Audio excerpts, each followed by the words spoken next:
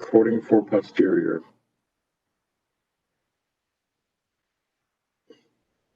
Recording your posterior. I'm so proud of you. Did you guys ever watch John Mulaney? Oh yeah, of course. Yeah. Okay, so you know his bit. He does a bit about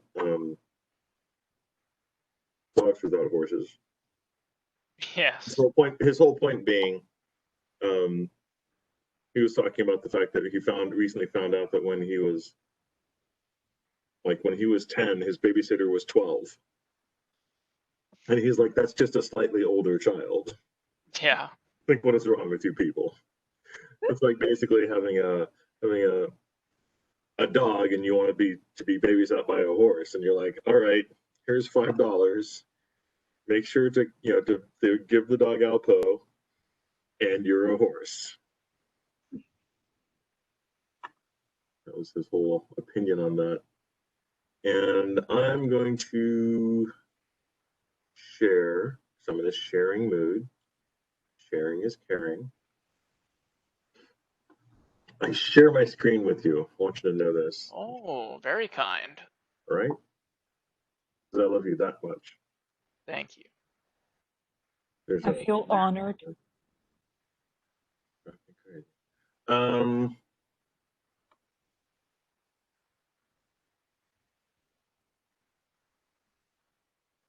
Okay. So last we left off,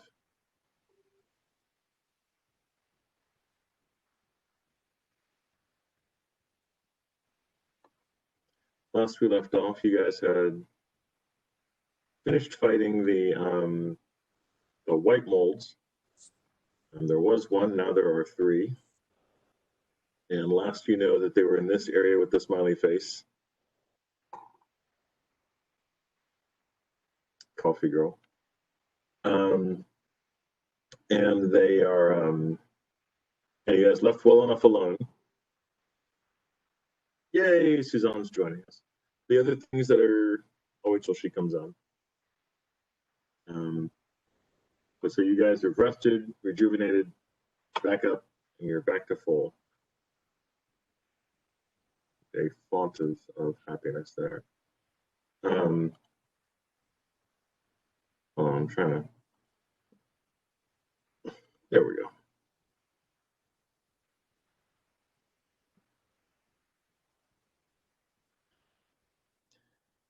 This was the area with the Yetis, number 13. Number 1 was an area with frost giants, as was number 2. Mm-hmm. When you took a journey down here, this area, number 3, was empty. Number 4 was a den of wolves. And number 5 was a bunch of people frozen in ice. Number 6 was a bunch of, you haven't been here physically, but your familiars have been here. And number 6 was a bunch of foodstuffs and crates and whatnot. Also very cold. So you guys haven't been to number 6. You haven't been, actually only your familiars have been there. So yeah, you haven't been to number 5 in person. You haven't been to number 6 or 4, none of these areas. You haven't been to any of these areas in person yet. And 29 is where the white mold was hanging out. And this is where they last were seen.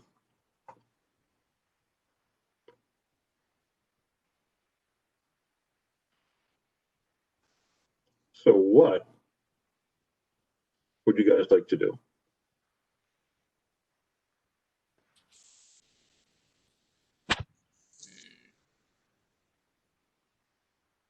Is this my con? Is this my con? Yeah, I'm thinking. I know, I'm just messing with you guys. I'm like, Don't hurt yourself, Brandon. Har har har.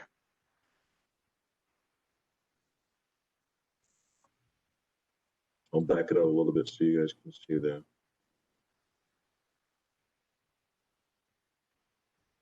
larger area.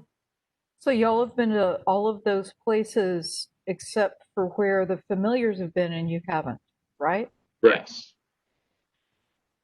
I would think maybe you should go where your familiars have been. Well, the problem is we have three wolves that are left and the Jello. The wolves are all gone. Okay, all the wolves are gone. Okay, so we just had the one Jello. There was one Jello. Now there are 3 Jellos. Okay. Where's the Jellos? Well, you guys left.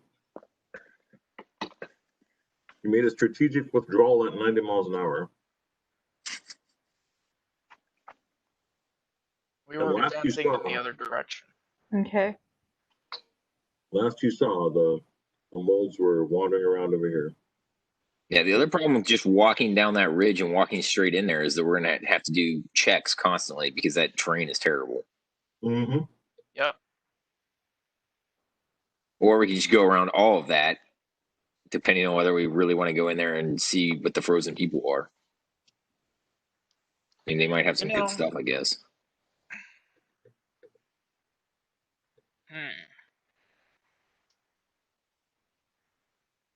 Victor, can I make some sort of knowledge check?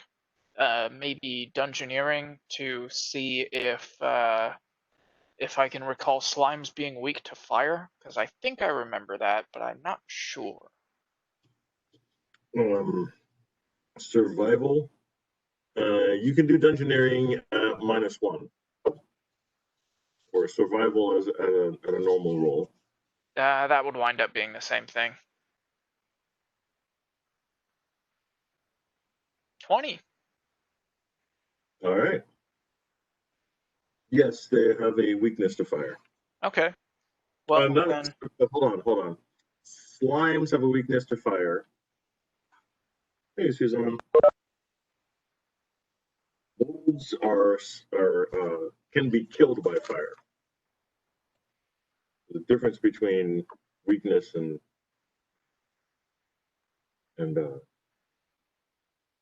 So the answer is kind of no, but only technically.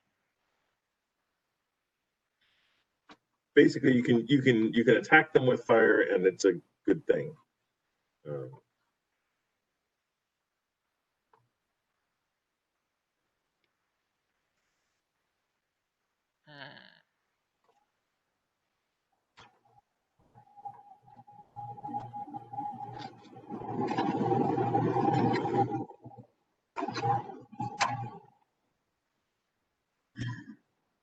Mold. What's another word for mold? Ooze.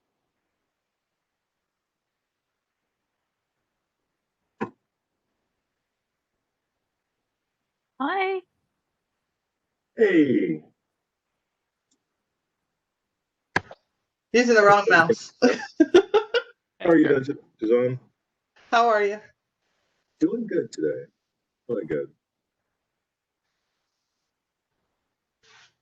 Yes, Brandon, as far as you remember, they're definitely can be killed by fire. Not necessarily, it's not a weakness.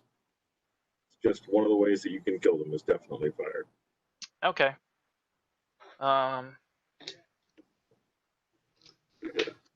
How big are they?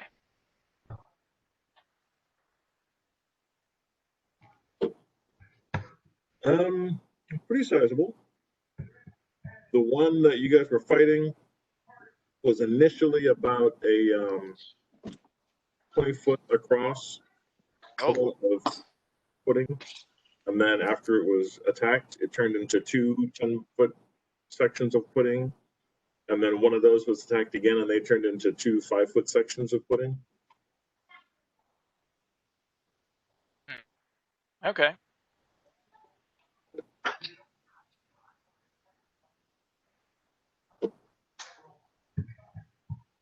Well, if we decide we want to go back for those bodies, I can start tossing fireballs in there. Because I have prepared flame spells out the ass for this by now. There you go. But I think it could also be worth discussing going back to room 1, where the frost giants were, and going down that long passageway to the south to see what's on the other side of the gorge.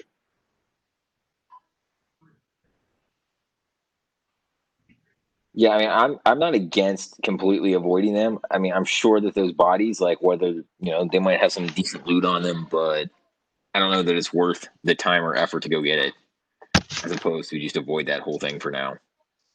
Yeah, I mean, we can always come back to it, but frankly, the Yeah. question is, will we? We say Right. it's a sign here, there be pudding. Yeah. I mean, I can't do anything to the slime. Like I can't hurt it in any way. That won't make it multiply.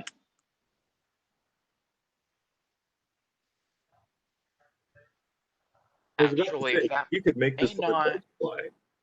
that may not be too much of a problem, because if I summon my giant centipede and you cut them up into small enough bites, my centipede could have a little snack. It's not a terrible plan. I mean, we did have this. I think they jumped over or started to jump over the centipede last time, but that's not a terrible plan. I mean, the other reality of the situation is getting down there is going to be a pain anyway, Yeah, it is. and just trying to maneuver our way down there will be work. When you say getting down there, you mean getting down to this area where the number 29 is? Well, down to where the pudding is. The 29 should be just a matter of taking the tunnel inside the cave, like going up to 1 and going around. But we know that ridge is all kinds of bad terrain right now. Yeah. I'm assuming the weather is still in play too. Oh yeah, it's still a thing. Okay.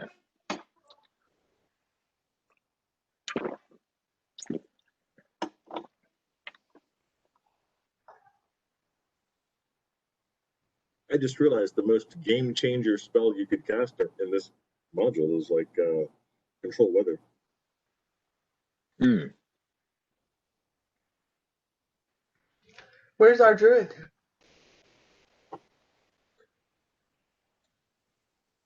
Nobody wants to play a druid.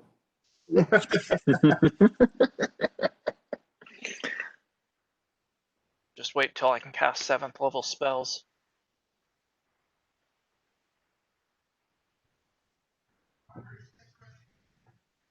Next level at 10 or 11? I believe it's going to be 11th. I'd have to check though. That's soon. Maybe. I've got the table pulled up. 7th level spells. Oh no, it's going to be at 14th level.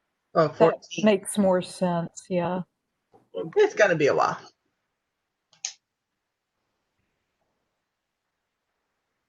It'll be good. All right. So, you guys wake up in the morning and you go where?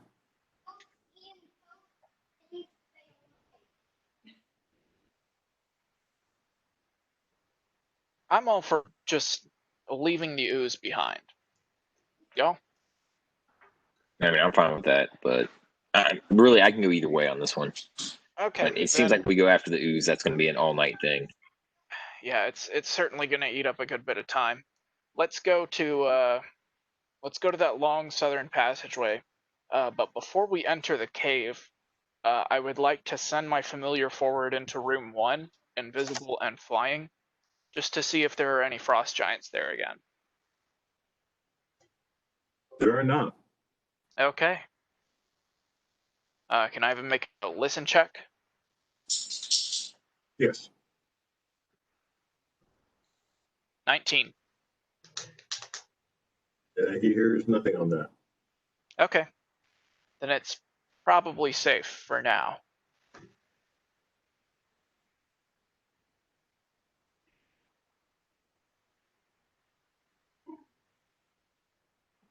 I forget, did we ever explore room number 6 down there? Nope. Nope. Okay. No, we did send a familiar down there and made sure there was nothing in there to kill us at that point in time.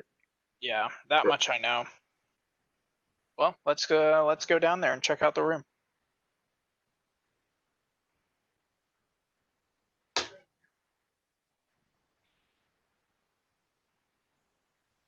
All right. What's your order going to be? You've got Bash. I'll being back. All right. Bash, do you want to hit up the front then, or Bash or EJ? Probably Bash, but EJ will be right behind him. Also, Ben, it looks like just dropped. Little bandwidth issue. It'll be fine. Yeah.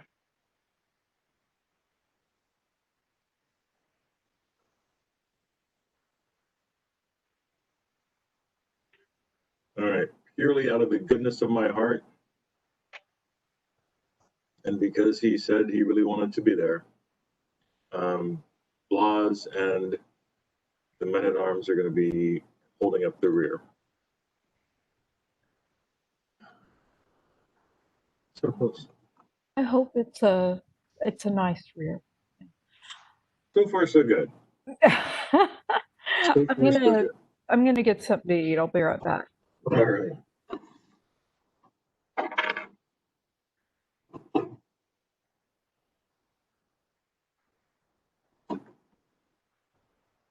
All right, in room number 6.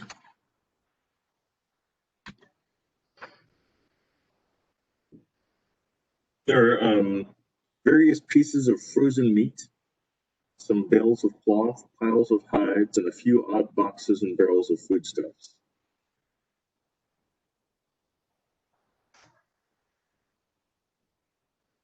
Anybody hungry? No, we just had a rest. I didn't ask if you wanted to rest. I said, are you hungry? Well, I presume. Frozen meat.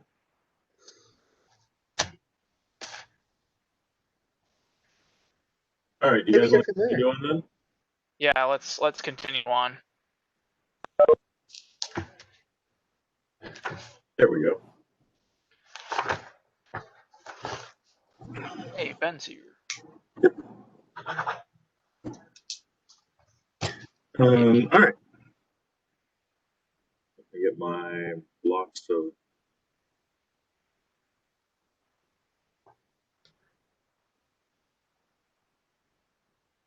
Dun, dun,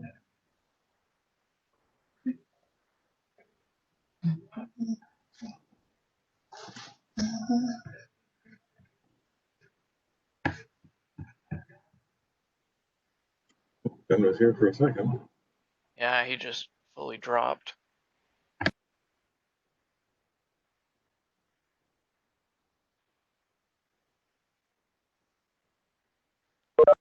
Being recorded. Hey. Hey there. Welcome aboard, Commander Gray. Thank you, Master Phoenix.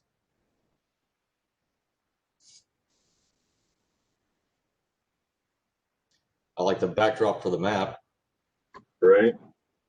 Baal, right? Actually, that is Lucifer. Oh, okay.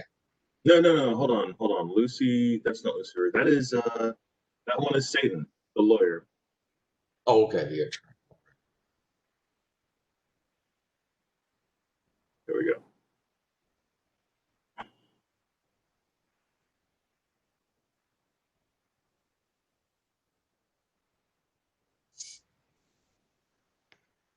Okay. All right, that's our party, and let me grab some monsters real quick. Oh no! Don't do that. You eventually will use them because you like monsters. It's just this weird thing I'll do. That's how we get XP. And there is that. All right, so to catch you up, Joel, the party has decided to go down this long corridor. Mm-hmm.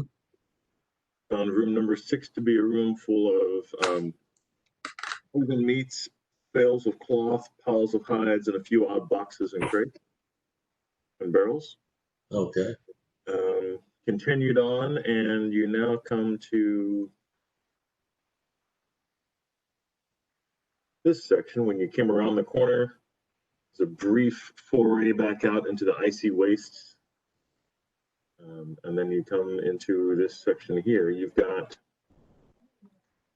3 paths, one north, one direct south, and one southwest. Sorry. northeast, south, and southwest. Okay. Cool. We have another choke point. Yes, he did. What would you like to do at this point? Lev would like to send his familiar up the path that is that goes north and then west, Okay. and report on what he sees. Comes around the corner. It's a fairly sizable room with a fairly boisterous group of ogres in it. In this area, you see 6 ogres.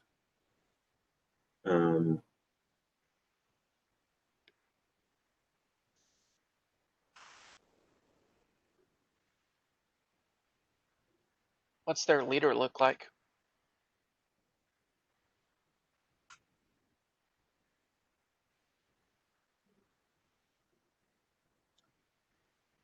Give me a sense motive check. Okay.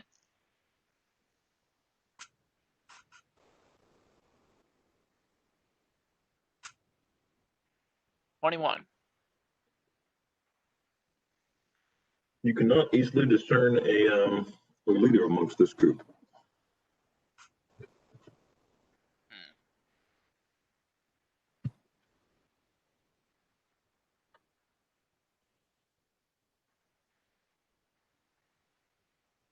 My familiar is going to cast Detect Magic. Okay. At these ogres. Do any of them appear to be of magical ability? Your familiar detects no magic. Okay, at least there's that. Okay, he's gonna come back and explore the southwest hall. Yeah.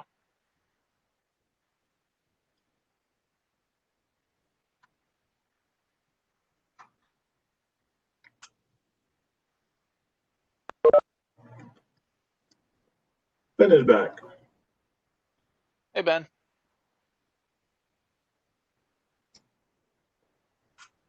We found ogres in room 7. Oh shit. Sorry, I got my somebody unplugged my router. Oh, that's all right. I'm sending my familiar about now, doing the scouting.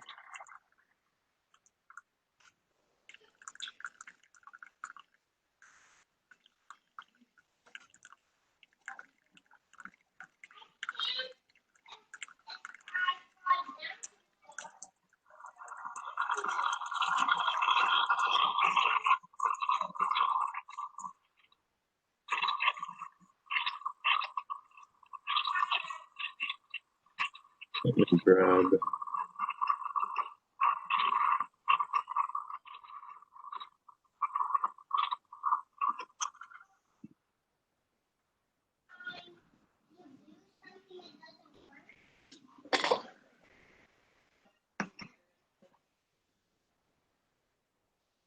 Where are we at?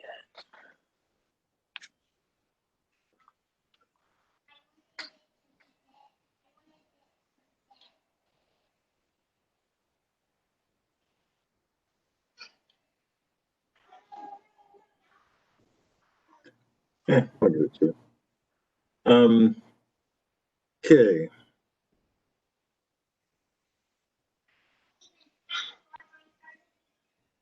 This area, you see 4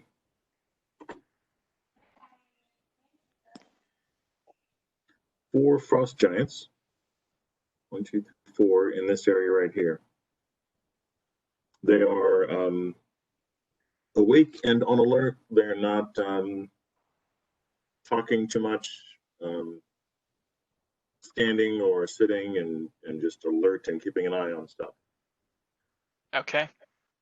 Familiar is not going to go any farther and come back and explore the last hall. Okay.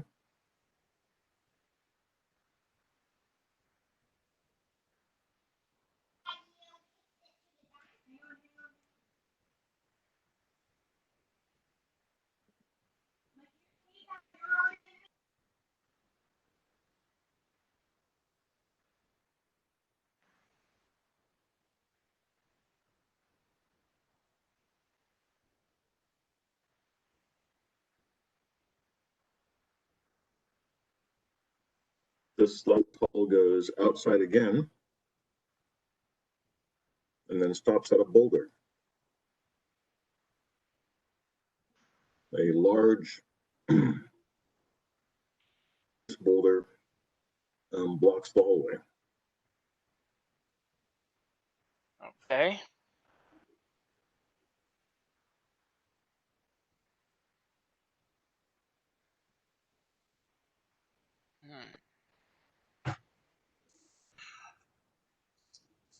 Giants. There's a boulder. Mm-hmm. That's gonna get moved at some point. I don't like anything about these tunnels. This bothers me. Yeah, There's- this is not a good play. I don't like this. There's no good place to stage a strategic attack here. Right.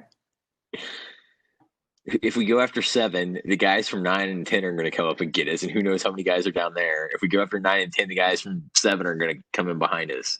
It's called a trap. Well, I think we should just get them to all run outside chasing us, and then let them deal with that. Why Back not? to the pudding. Well, There's a choke point right there, though. Right. where are you thinking the choke point's at? Well, where those 4 intersections meet. Okay. Gotta I buy time that. it. The other thing is, I don't know. I'm trying to know what the rules are about noise checks. Like, if we fight them in 7, are they really going to hear us in 9? How far does the sound of battle carry in a mountain cave? That's fair. I would bet on it because I'm going to be using a fireball. Okay. I guess it would reverberate through the tunnels, would act as sound channels. Yep. They might hear an explosion. Well, I'm just thinking if we set up in that choke point that you're talking about right there at all 4 points, we still have to defend from 2 sides, even if we get one of them to pull out to that point. If we can get them to chase all the way outside and back into that tunnel that goes to 6, then we can just defend one entranceway, and they can just have their back to the drop off right there, the cliff edge.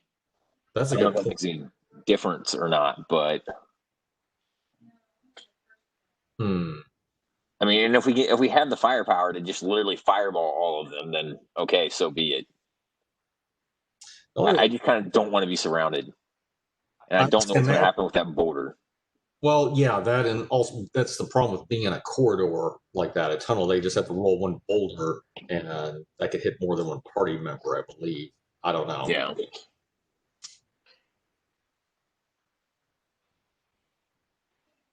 Or maybe we could do something sneakier. I have glibness, Victor. Is that from what I see on my character sheet? It's a level 3 spell, and it adds like plus 30 to bluff. Yes. I wonder if I could trick them into fighting each other. That is such a broken spell. But it's plus 30 to bluff. That is broken. Yeah, I know. Overpowered. Is that correct, Victor? No, yeah, there's a plus 30 to bluff. You would basically be bluffing someone, but what you're trying to bluff them about is up to you. Right. Well, or trick them into going into one space. That's another thing. I have still image some illusionist ability, a very small amount. Trying to think what the storyline would be that would get the ogres to go either into 9, or we could just try taking them piecemeal, take out the ogres as quickly as we can, and then take on the frost giants. What we might be able to do is if you use your what image spell is that? Glibness, I think, is what it's called. Silent image is what you were thinking of, Brandon. Silent image, okay.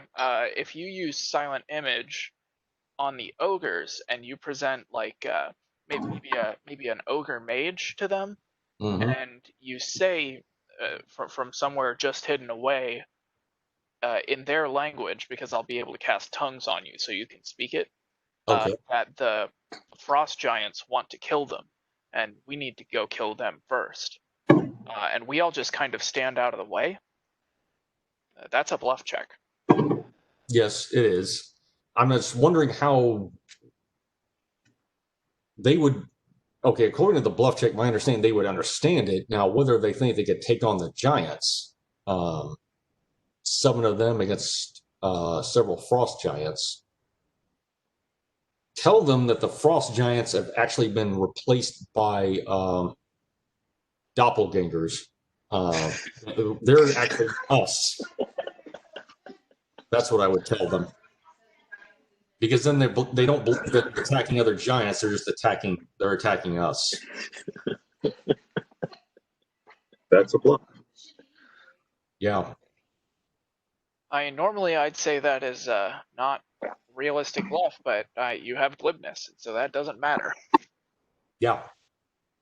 I haven't used that spell before, and I'd like to actually try it. All right. So tell me what you guys are going to do. Let's not be theoretical. Let's be actual party members doing things. Well, No. what do you think? Oh, he doesn't want us to think anymore. He just wants us to do. Well, I mean, no, you can still think. I mean, you can still, if you still want to plan, you can continue playing. Okay. Let's see. Well, we could just see what happens. At the worst, they'll either stay put, probably. That's what I'm thinking.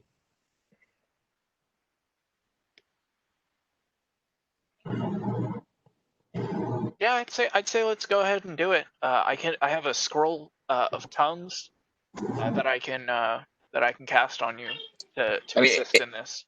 If anyone remembers how to use the translator, we could use that. Yeah. That's why I said, yeah. The translator does not mimic language directly, though.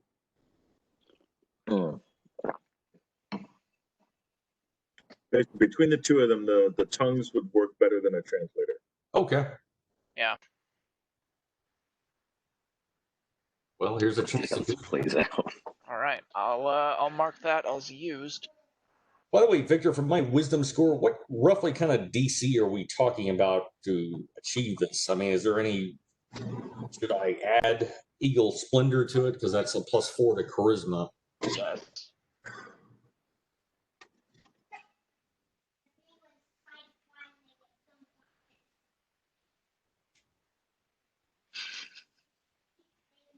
I'd take every little. Yeah, that would do a lot right there. What's that? Eagle Splendor? Yeah. Okay. All right. All right. So what do you do? Okay. Let's stealthily go over to 7 then. When you say stealthily go over to 7 and I say stealthily go over to 7, so is the entire party walking over to 7? No, I think just Lev and I. Let's actually have the entire party stand out in the 200 elevation zone outside of this cave, and I will ask for my ring from Blodgett that gives invisibility to giants, and pass it to you. Okay. And then you can skedaddle off.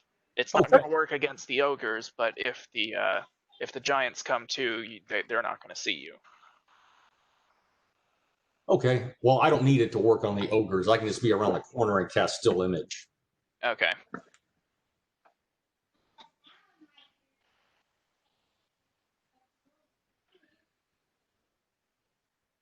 All right. And so I'll cast Eagle Splendor. First of all, for the charisma check. And that's, how long does that last? It's +4. That's far.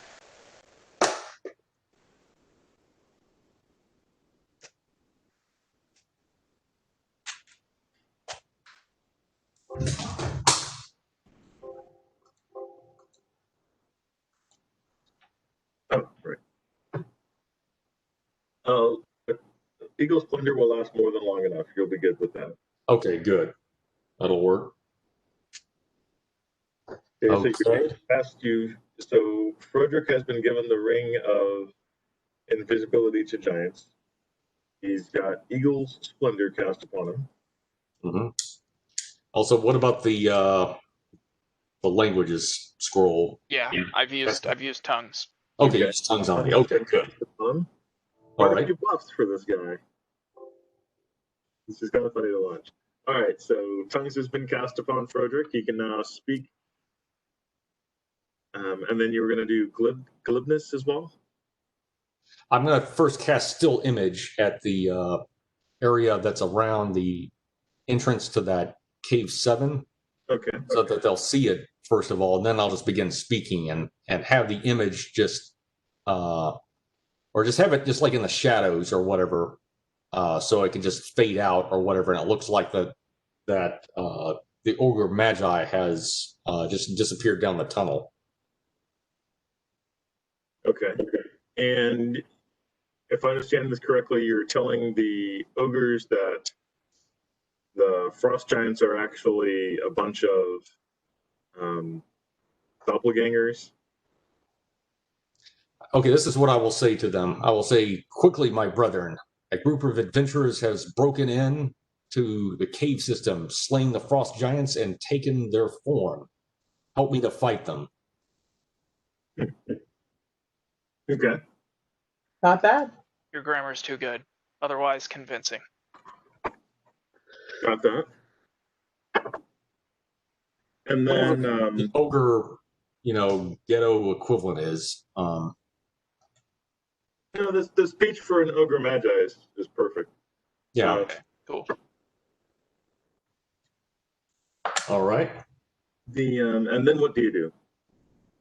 Okay, and then I'm actually going to go back as fast as I can to the entrance. Like, okay, see where the party is right there? Right. And then have the silent image go down towards, just as they're coming around the corner, have the silent image go down towards 9. So Okay. basically, you got to direct them as best you can. All right, we're going to use the familiar for the silent image at this point. So the silent image is coming down this way, and then you said you're coming around here? Yes. Okay. And try to hit a little bit around that overcrop of rock, and then cast the or keep the still image going down that passageway.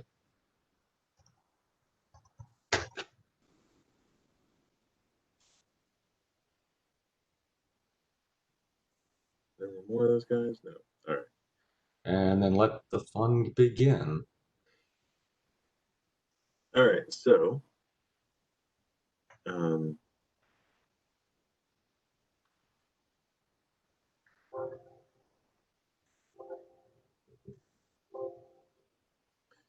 right. So you see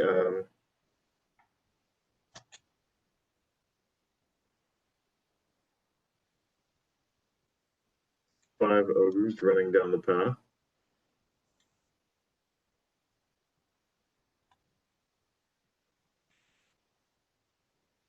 Excuse me, y'all, but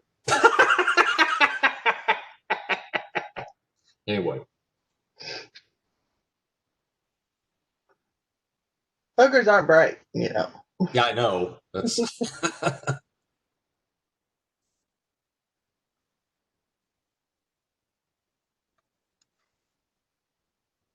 might take the giants a minute too. Before they realize that the giants themselves, that they themselves are not doppelgangers. I don't know if the ogres are going to live long enough to figure that out. I think as they're dying, they're going to figure that out. It's the giants. All right. What the giants are going to think, that's going to be funny. Okay.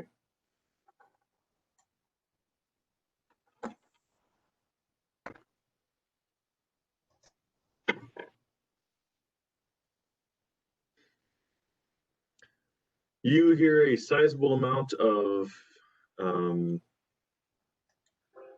fighting, just some ogre shouting. Do any of you speak ogre? I didn't think you. I've got a Nope. comprehend languages, but is that for written? That's for written. You Okay. were saying, Suzanne? Nope, I just have halfling and common. Okay. You've got the tongues spell going on, so I think that gives you some temporary, gives Frederick some temporary knowledge of the language. And basically, you hear the ogres shout that the giants are. They ask, "What did you do with the ogre magi?" And the giants laugh at them. At which point the festivities begin. That's basically all you hear before you hear a sizable amount of fighting. Excellent. We've tricked Victor into playing D&D with himself. Mission accomplished, everybody. Roll to hit. Shit, I missed. Okay, I roll. Let me do my saving throw real quick. While this is happening, I'm going to use the restroom. All right. So the fighting has commenced down there. What do you guys want to do? Yeah, you guys want to sneak up from the rear, and then do a. Okay, I don't know if Lev can still hear, but throw a fat ball free. Huh? What, Bludget? Sneak attack. Sneak attack. There you go. I think we need to follow this up immediately. Ulrich thinks that we need to jump into this and maximize our advantage. There may be other giants down there, but we can always back out. Let's do it. All right. But let them soften up the giants and the ogres. Basically, give them a chance to hurt each other a bit. Well, it's going to take us a minute to get down there. I think we need to. We need to be ready so that the giants, after they kill these ogres, don't have a chance to really think about what's going on and why this just happened before we hit them again. All right. Okay. All right. So we're going to need some initiative. I mean, you guys have already done a good job of taking the initiative. Yeah. I've got a 19. Okay. I got an 11.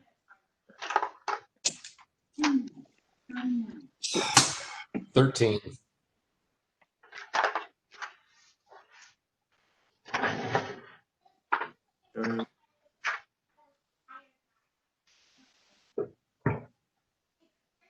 Anybody tell me why giants have such horrible dexterity? But they can throw rocks with deadly accuracy. Like, square that fucking circle for me, will you? They have really good eyesight, but really bad fingers. Their finger homunculus is not good. I don't know. They have a -1 initiative. Rocks Well, they're really slower. big.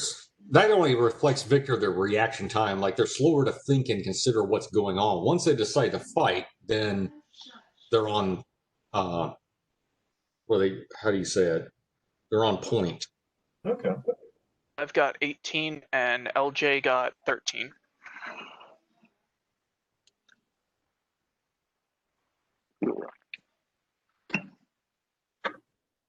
Oh, Jesus. That's funny.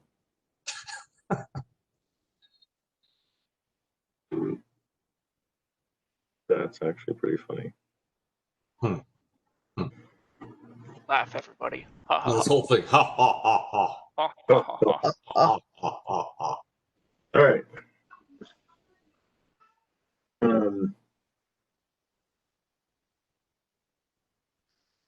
Brendan, you were saying something before you headed off. I just wanted to let y'all know that I could still hear you. I muted the mic, but my headphones are entirely wireless. Oh, ooh. Ooh, fancy schmancy. I know, right? I can with my purple cloak.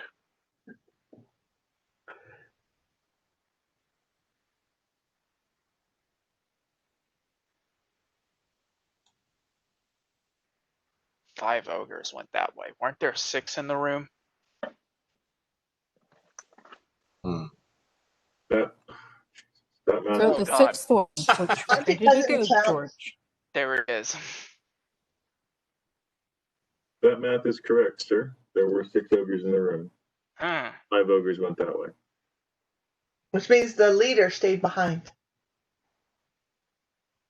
There was no leader that he could discern in that room. I'm just saying.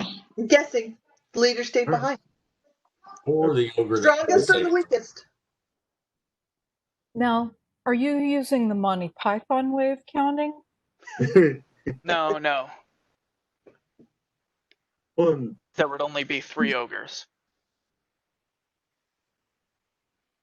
all right.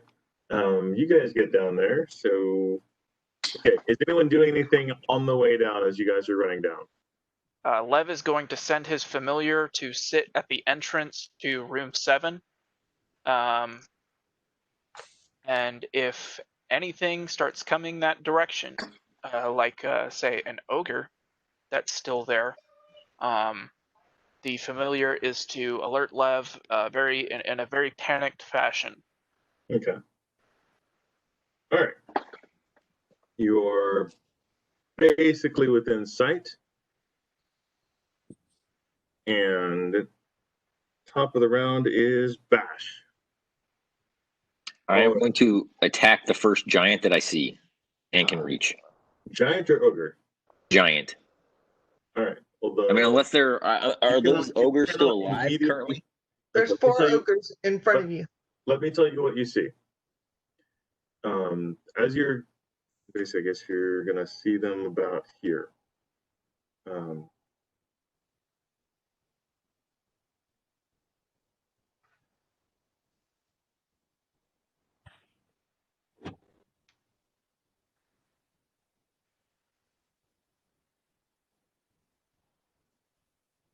right. Can I ask you to hold your action until I can make some big booms happen? I can do that. I am willing to do that. Thank you, because there are so freaking many of them in this one tiny little spot, and I don't want to kill you. Okay. You see 4 ogres fighting.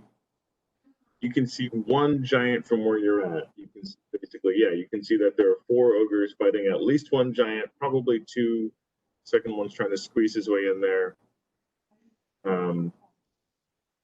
Everybody is shouting at everybody, and nobody's making any sense. It is a cacophony of noise at this point. Okay, yeah, I'll hold my action and wait for the. All right. Next, in 19, the ogres go.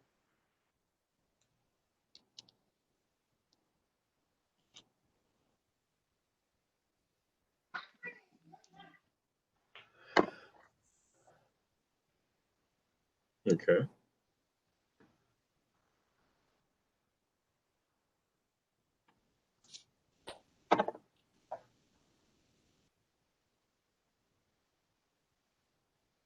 And then it is Lev's turn in 18. Okay.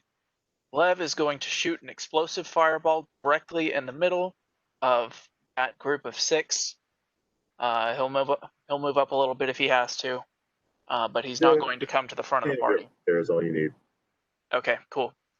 So that's going to do 9d6 of damage plus 1d6 for every 10 feet traveled, and another d6 if they hit anything. Okay. So, how many feet do they get knocked back? 20 feet from the center. Okay. 6, 7, 8, 9, d6. Move all these others.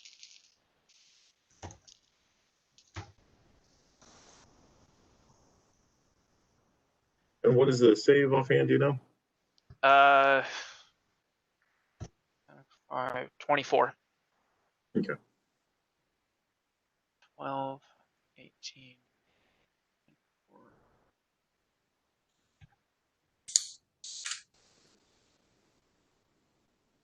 Wow, 44 damage.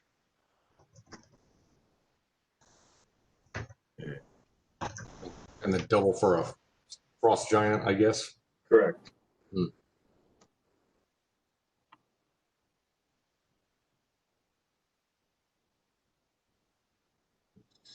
Ooh.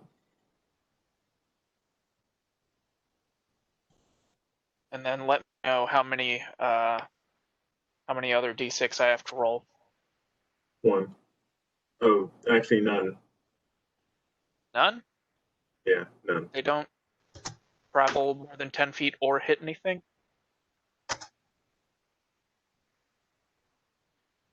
Nothing of consequence, no. Oh, is it because they're dead? Lovely. All right.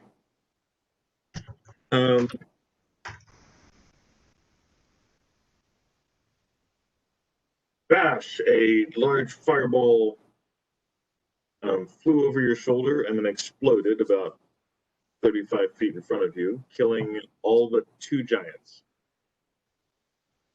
Your action has been held. You may take it now if you wish. So all but 2 giants, or both? Everyone but these 2 giants right here. Okay, and they got pushed farther back in. Yes. Okay.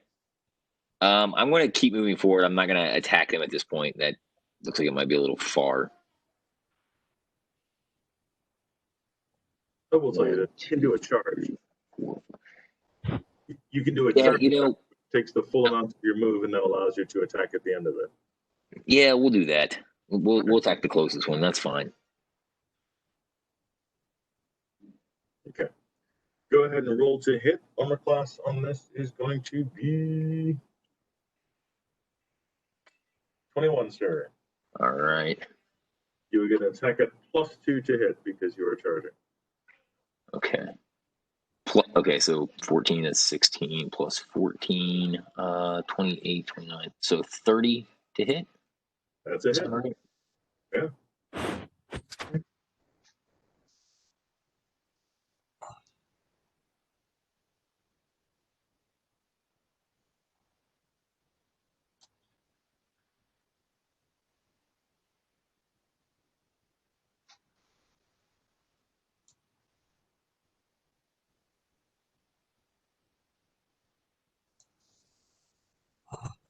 Go ahead and roll damage, sir. What'd you get?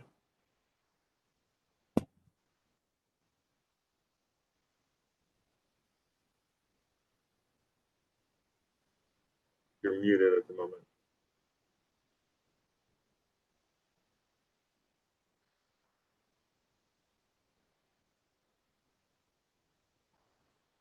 Oh, he's muted. Okay. 26, 27. Okay, Ben, I can hear you now. Say again. Sorry, 27. 27 points of damage. All right. Yes. Sorry, had to do some math. No problem. That giant was already wounded, and you have finished him off. Next in line, time temporally, will be our beloved Frodrick, sir. Okay. Can I see that giant? Do I see? What do I see? Yeah. Basically, you can move to about here, and you have them completely in your line of vision. 5 feet. Yeah. All right. Rapid fire into him. All right. Okay. First roll. Yep, that's a hit. 16 plus 18. Yeah, that's like 34 without bonuses. So me damage. The first arrow. 6 points. Mm-hmm. And then second arrow, that hits. That's 22 without, 21 without bonuses. There you go. Yep. Next arrow, let's see, 4 points the damage. So, and the next one's another hit. That's 16 plus 9. That's 25. And then not really too great on damage. Another 4 points. All right. So that's 15. Yeah, that sounds about right. It's not a hell of a lot. It is enough, sir. Okay, well, dropped him. Okay, so the 2 giants in front, all the giants directly in front of you are passed, and the floor is littered with ogre bodies between you and the opening of this room. Next up comes okay. Worked LJ. ridiculously well. LJ is going to basically run up to Bash to support. All right. Yeah. Okay. So a full move run action.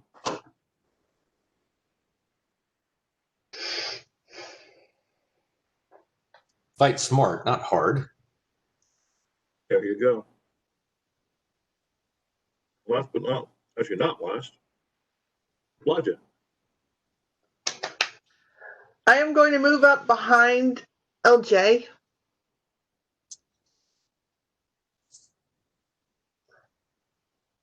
that 20 or 30? 30. That's a full move. That's like 45 feet. Okay, I'll wait till my next turn to go, I guess. Okay.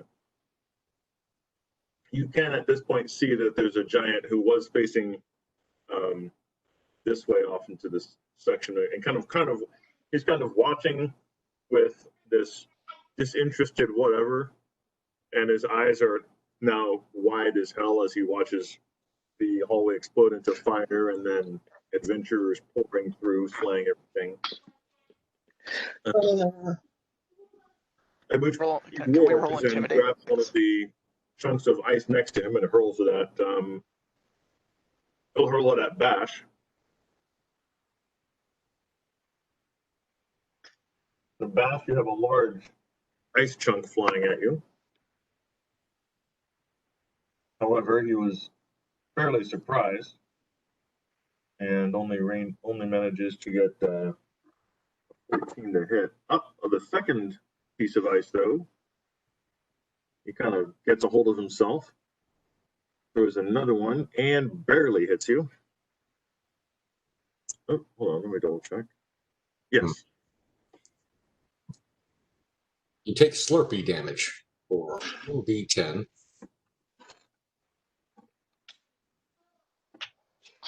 Brain freeze is nothing to laugh at, man. That's true, yeah. Unless you came through, Jeff. Ben, 17 points of damage to 17. Okay. There. That's a great cantrip. Ice Noted. freeze. Hey, 7-Eleven delivers now. Wow, I did not know that. Huh. Some good things came out of the pandemic. And Whataburger delivers now too, direct. I did not know that. Yeah, Oh, they Toyo I cheddar saw the commercial biscuits. yesterday. Instead of having to use Dash or somebody, they deliver for free. Wow, Squatter Burger. Excellent. For free? That's what they said in the TV. Now that may be just Dallas. I don't know. We also got a food truck now of Whataburger. Dallas. Blodgett, are you in Dallas? Yes. Okay, all right. LJ, incoming ice chunk. Okay. 9 plus 15, 24 to hit. Looks like that's going to hit. Damage on that one is 0. a whopping 13 points of damage. Okay. 13 points of damage. And Bash, a giant comes around the corner, wide-eyed and freaked out that adventurers have suddenly arrived into their space. He only gets one attack if he's done a full move or a half move action, or almost a full move. Basically, he's charging you almost.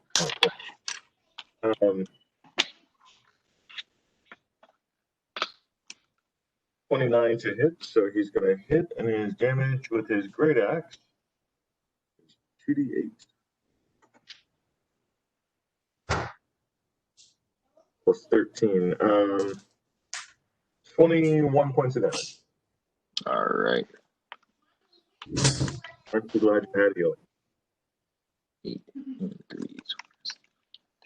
3.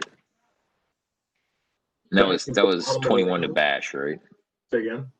That was 21 points of damage to Bash, right? Correct. Okay, just making sure. That was the bottom of the round one. Second round, ogres go in the first, and they're all dead. Next up is So they continue being dead. they do actually. Next up is Bash. Your turn, sir. You've got a frost giant staring you down, breathing his icy boogers on your face. Is there also a frost giant? Are there 3 now? Yes, There was some hidden behind that deal. Okay. They were in 10. Okay, that makes it easy. Large, Okay. Yeah, there's basically a large Yeah, I'm just gonna go for the one right next to me. Just gonna attack him Not the worst idea. or her. 17. Or I'm sorry, that's not right. 17 plus 14. 17 plus 40. 30 something, you're gonna hit. Yeah, 30. Yeah, like right on. 31. Wow, it's been a day. I feel you. I'm looking at it and being like, I know that's easy math. It's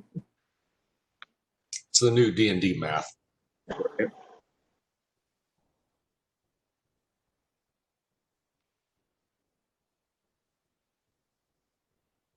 All right, roll damage on your first attack if you would, sir. All right.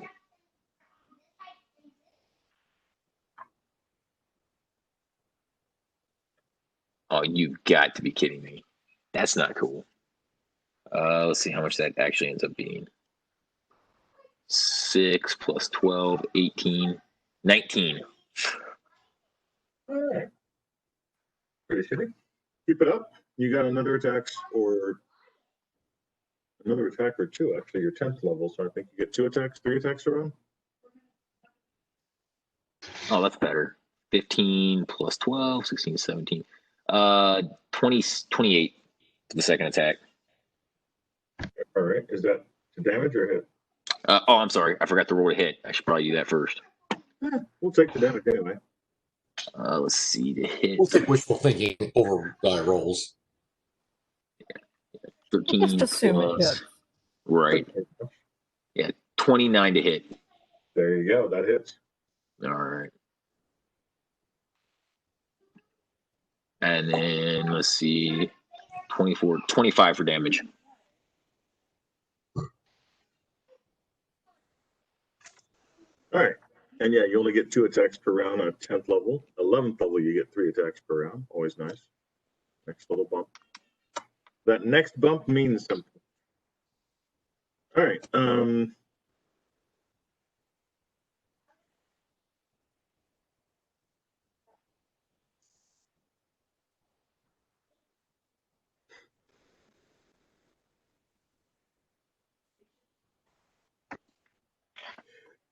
I am insane. All right, cool. So the next, okay, we were talking, and then my brain decided to tell me something, and now I can't think anymore. So I apologize for that. I need to write this down.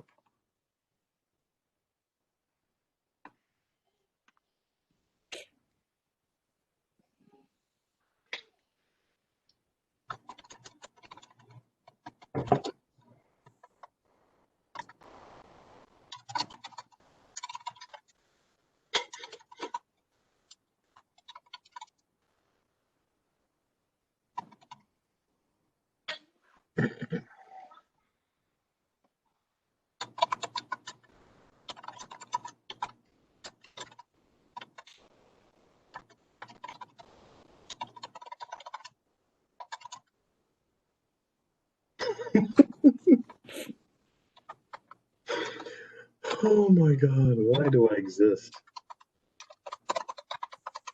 All right. So we can torment you. I'm telling you, it's gonna be great. It's gonna be a great thing. I think you guys are gonna love this. All right, next up. Next up in the world is Levrin. Levrin. Good night. Okay, Levrin Holder's turn, sir. Sorry. All right. I want Lev to move up to the corner next to LJ and Blodgett. And if possible, I would like him to lean out from behind the cover to cast another fireball at the 2 giants, throwing the ice, and then lean back into cover so that he doesn't, catch any ice himself. Oh, I see what you're saying. Yes, you can do that.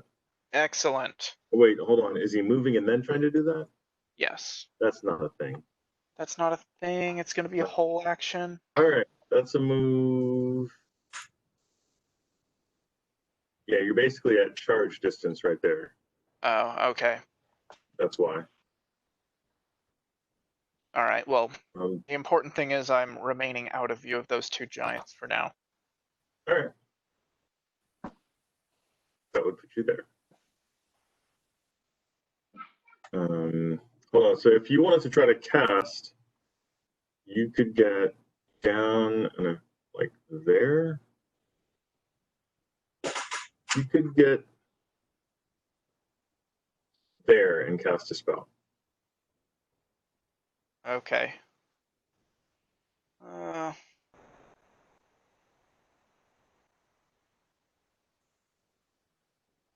It's a little risky.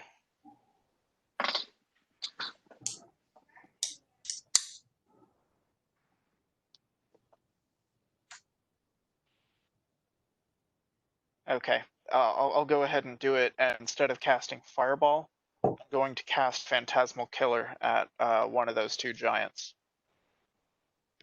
All right. What's the DC on that one?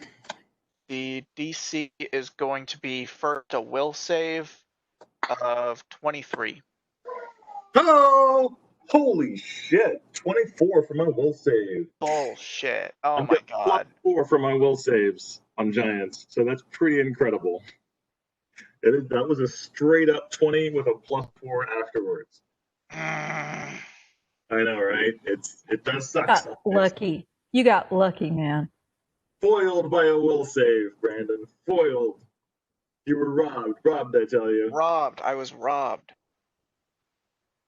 God What's the damn. worst? You could be Williamed.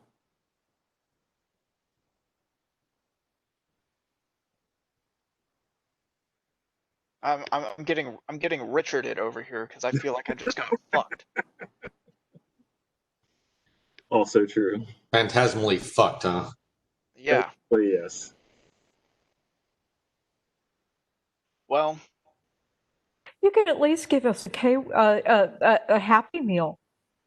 I mean, a reach around. right? I really could. Actually, how about some yogurt covered almonds? They're so tasty. Sounds Chocolate good. covered coffee beans, please. Yes, ma'am.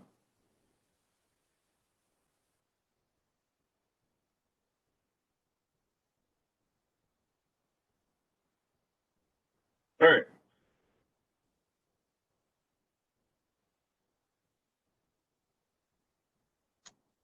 So next up is Frederick. Okay. The rest of the party has come to get in front of your bow shots, so you no longer have a decent shot at that giant. I noticed. Yeah. So that's off the table. At least a direct shot.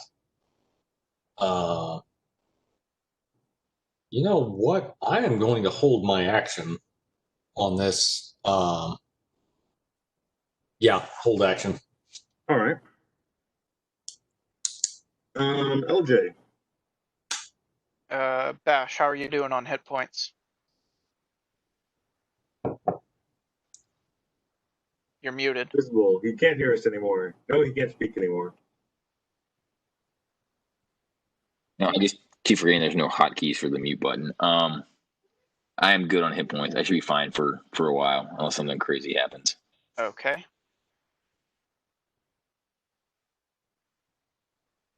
Well, something crazy is about to happen. LJ is going to cast Local Tremor at those two frost giants. How local is that tremor? That tremor is a 30-foot line. Okay. So I am not at risk of knocking Bash over. And the DC on that one? The DC is going to be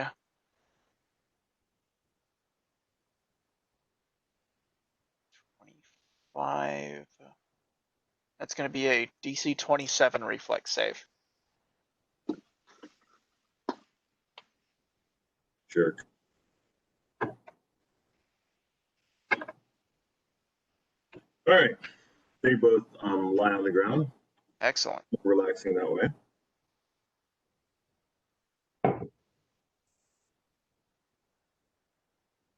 Next up is Blodgett. Yay! Yay! All right, so I'm going to shoot that first one in front of me, I guess, with my crossbow. All right. Yay. I don't want to get any closer because I'll get pinfished. Does a 17 hit?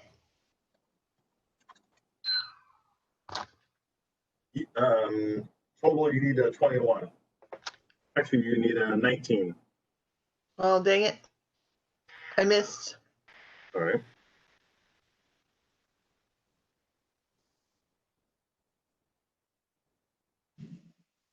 And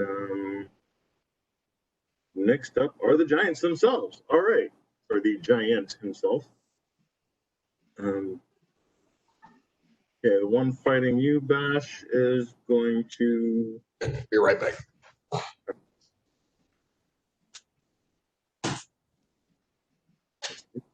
13. 2 hits.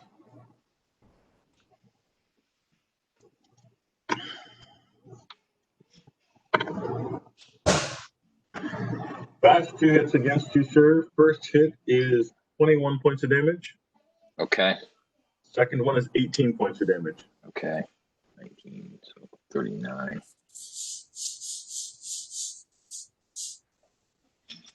All right, cool. I know I'm starting to hurt.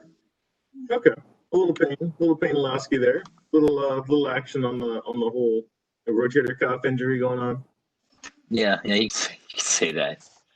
I mean, I'm not dead yet, but I definitely felt that way. I can heal you next turn if you want. It is the end of the round. I'm gonna let Bill go after the beginning of the round if he wants to, because he's not at the moment to take his end of the round turn.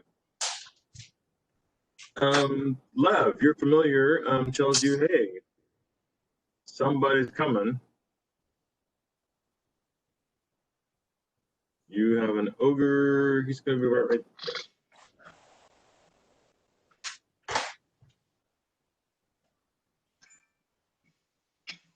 No. Yeah, you've got an ogre coming basically up the ogre hole.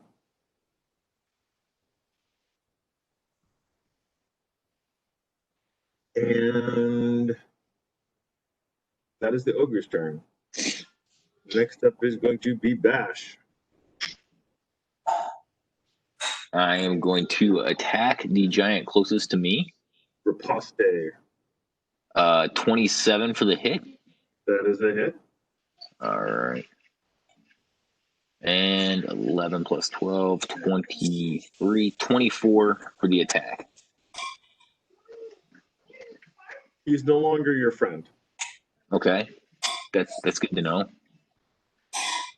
He's as a matter of fact, thoroughly disenchanted with your relationship then. Okay. So, and I get a second hit too, right? Yes, you did 2 attacks. Right. Okay, awesome. So that's going to be 16, 17, 18. 25 to hit. That hit. And then let's see, damage. Oh, nice. 16 plus 12. So 29 for damage. That's going to do her. All right, that giant is dead. I didn't like him very much either, so. Feelings mutual, I guess. Frederick. Gold.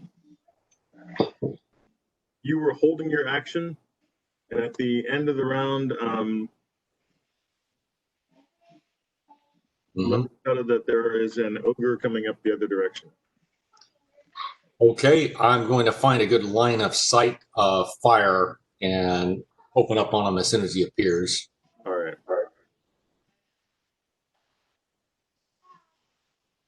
Okay. Next up is going to be Levrin. Okay, Lev is going to. I don't know if you heard me while you were talking about the ogre coming, but Lev is going to shout back and warn Blas and Holden of that ogre in case they don't know yet, but Holden's already moved up on him, so. And he's going to cast a fireball at those two giants that LJ knocked over. All right. Roll some dice. Let's see what happens. All right, let me just mark it off. All right. There's a god of fire giants today. There really is not. I got 2 2s in a row on my saving throws. 2 fire giants. They pretty much just wanted to die today. 18, 4, 30, 39 damage. All right. So times 2 will be 78. Thank you.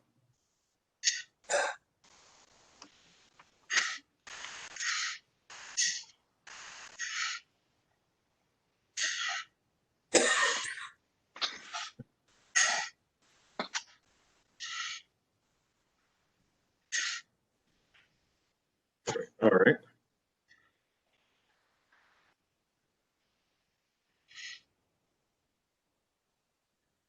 Next is going to be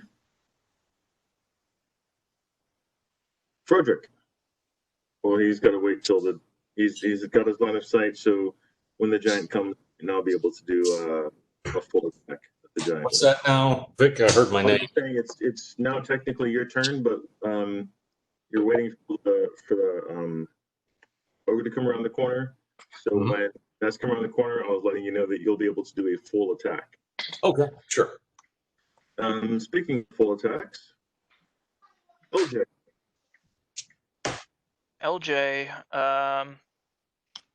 Bash, do you want some healing? I have a cure moderate wounds. I don't know how much that actually does. It's going to be Potion. 2d8 plus caster level, so 5 probably. Okay. Yeah, because I'm down to like 50 hit points right now. So Okay. if you've got something that's not going to burn you out, I'll take it.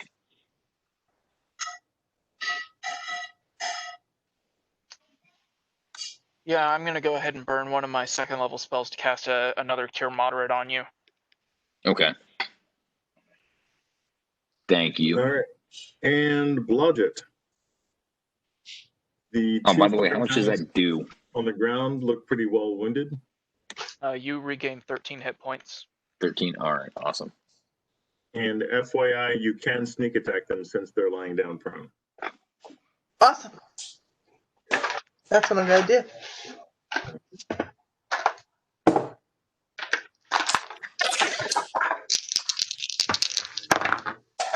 Imagine you're just lying there chilling with your buddy and suddenly somebody pulls you up. You take a hit. Yes, I did. I have a 30 and a 27. All of a sudden, it's killer time. I can do a lot with damage and sneak attack. I have lots of pluses on those. All right. What was the damage? 26. 4.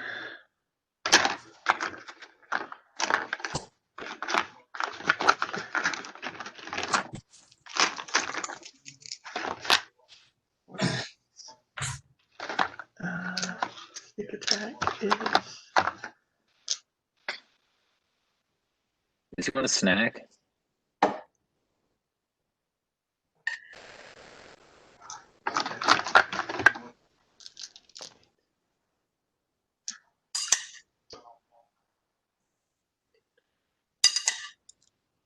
$27 points of damage. That's enough. All right.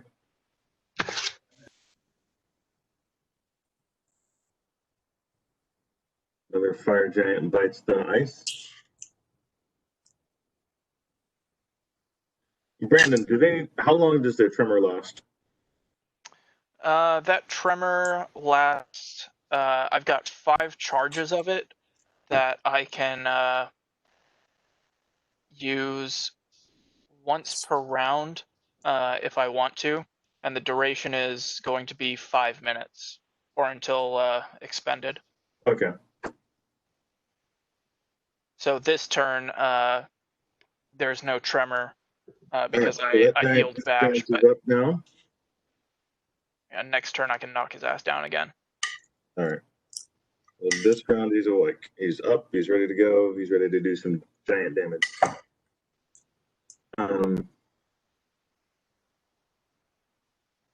Top of the round. Guess who's in sight, Joel? My target. Squared. Okay. A hit. Looking up at the ogre is armor class 16.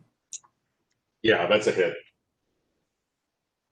And because it was like 26 plus 1 or something like that. And then that's 6 points of damage. And next shot. That hits as well.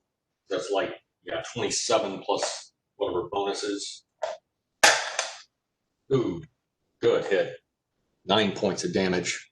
Damn. If I read, if giant class, the racial bonus applies like I think it should. Yeah. Okay, all right, very good. That's +9, and then final shot. What was his armor class? 16. Yeah, that hits. Yeah, because I got like 19. Okay. All right, and then that. Damn. Another 9 points. Target removed.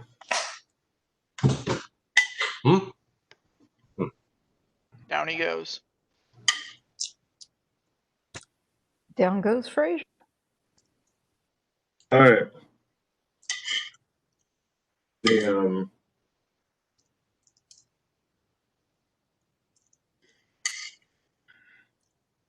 okay, that giant is down, and Bash, it is your turn. Basically, the ogre came around the corner, recognized that there was a human in front of him, started walking towards you, and fell to the ground. We've still got one giant standing down there at the Yes, you to the do. other You've got section. a giant who Okay. just stood up over here. He's got a very angry glint in his eye, and he's looking, I guess, at this point at LJ, thinking he's the one who's throwing all this damage at him. And I can't take a potion and attack in the same movement, right? Because those are two separate actions. Okay. Oh, I'm just going to attack the giant. All right. It's just a half move, and you can do your full attack at that point. All right, so 17 plus 14, that's going to hit. Probably 31 to hit. That hits. All right, and then for damage, let's see, 12 plus 12, that's 24, 25 for damage. He is still standing, barely, but he's still standing. Okay, so 25 for a hit. Does that hit? Yep. All right, and then 23, 24 for damage. He is no longer standing. That is good.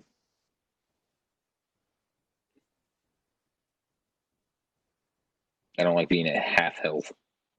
That make me happy. All right. This area of the caves is quiet once again. Make a listen check. Yeah, that's a good idea. I will be right back. I can still hear though. All right. What'd you get, Joel? Not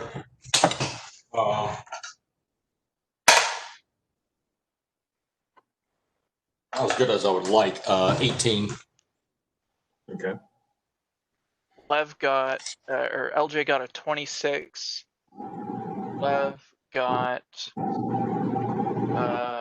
16. And I'm going to roll one for Lev's familiar as well, who gets a 20. Okay. Less familiar is back up there still, so. Yeah.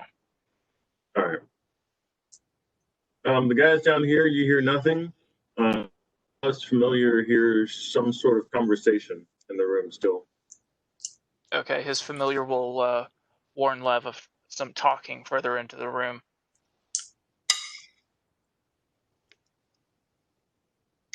I have the ring on, so I'm invisible. To giant. At the moment, Frederick has the ring on. You can take Oh, the he ring. does? I thought he didn't want it. That's true. I probably don't need it at this point. Yeah. Didn't say anything. That's true. At this point, you can definitely take it back, even if it did. So you've got it. Okay. Take it.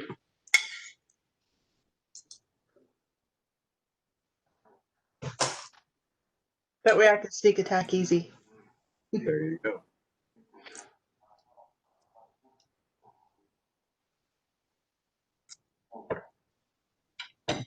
All right. So what do you guys want to do at this point? You have 5, 6 dead giants lying around the ground. Suggest we go through their wallets. I'm gonna stealthily walk around to where 5 is. Kill them all. Get the treasure. See what's over there. Lev is going to go over to one of the charred ogres and take a good sniff. See how that smells.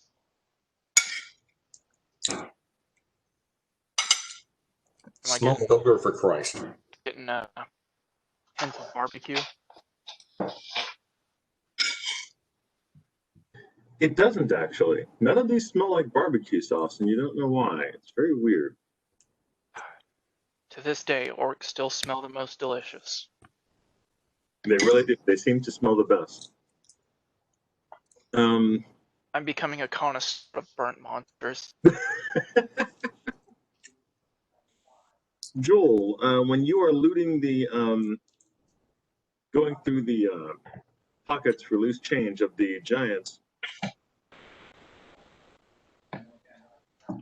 you know, 2 of them are wearing gold armbands with an inset ivory and amber bear. Huh. That indicates like a tribal symbol or something, it seems like. Worth is about 2,000 gold pieces. Okay. I will remove those and just ask the party how they wish to distribute this, or I guess whenever we cash them in or whatever, everybody gets a share of the proceeds. True story. Lev would like one. That could be a useful magic item. Blodgett, Okay. give me a, sorry, Blodgett, you see when you're wandering around, 8 large bags piled in the corner. Right over about here. Bigger than me or smaller than me?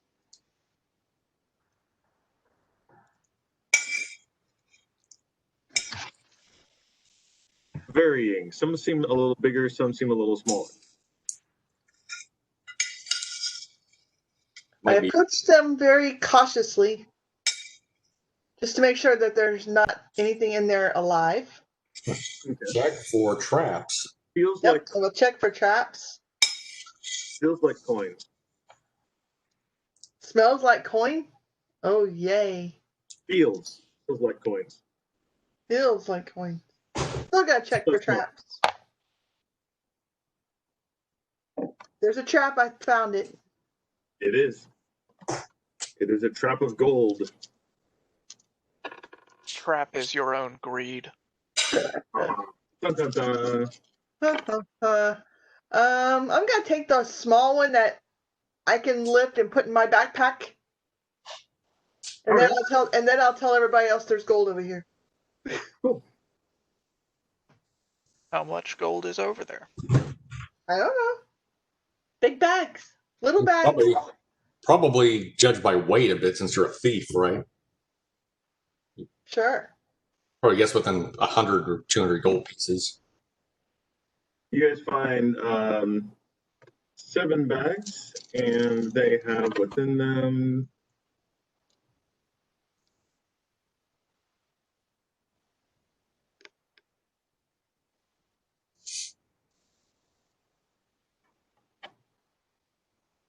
I remember the days when I could do math in my head. Good days. strong.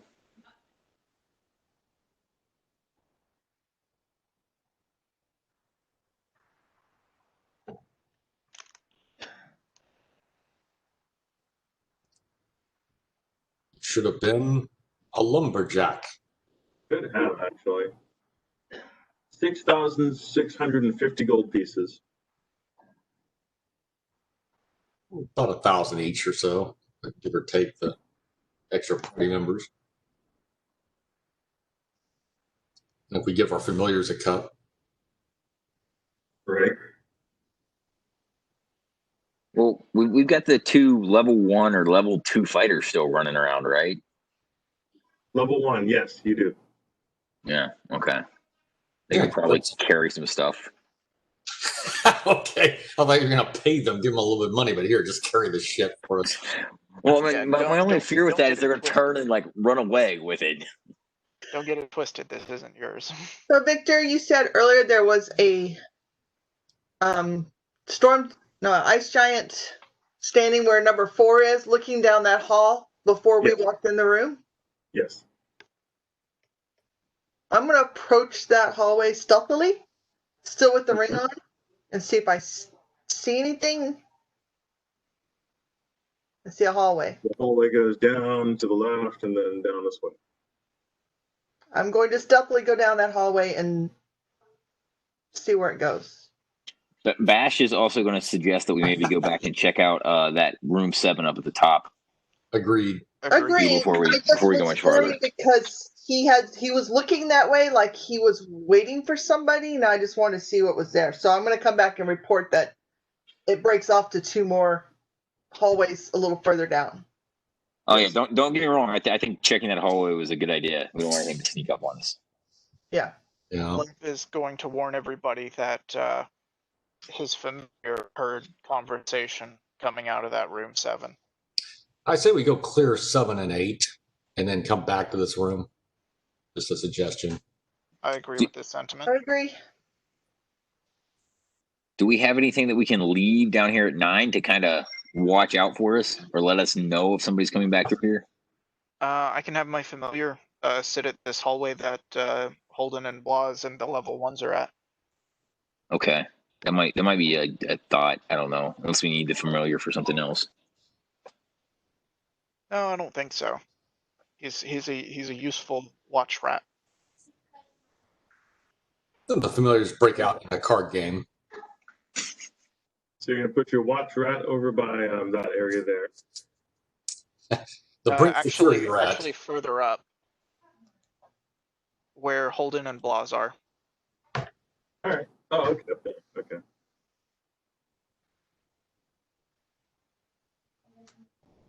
Ben, how's your character doing, by the way, as hit points and all? Where am I at? Oh, you know what? I still need to take a potion. Thank you for reminding me. I'm going to do that right now. Let's see, 2d8. +5. What Alright. just happened? I'm kind of the party medic on some level. Yep. Keeping everybody alive. Somebody's got to. Total, so 5 plus 6, 11. 11. I'm at 74 hit points right now, so I'm not terrible. Okay. All right. I'm reasonably comfortable with that. Yeah, you'll be able to walk it off. Lev is at 27. That's maximum. Love You know, So how much wounding is that? Like 15, 20 points? No wounding. No wounding? You're just 27. Okay. That is It's max, maximum. yeah. That is top end. How are you alive? Okay, glass cannon. Yeah. He's alive because he has damn good insurance. It's a PPO. Basically, yes. All right. So you guys, how do you guys want to approach number 7 again, since you're going back? With a fireball at the ready. Okay. You're walking around holding Lev like a big giant stick.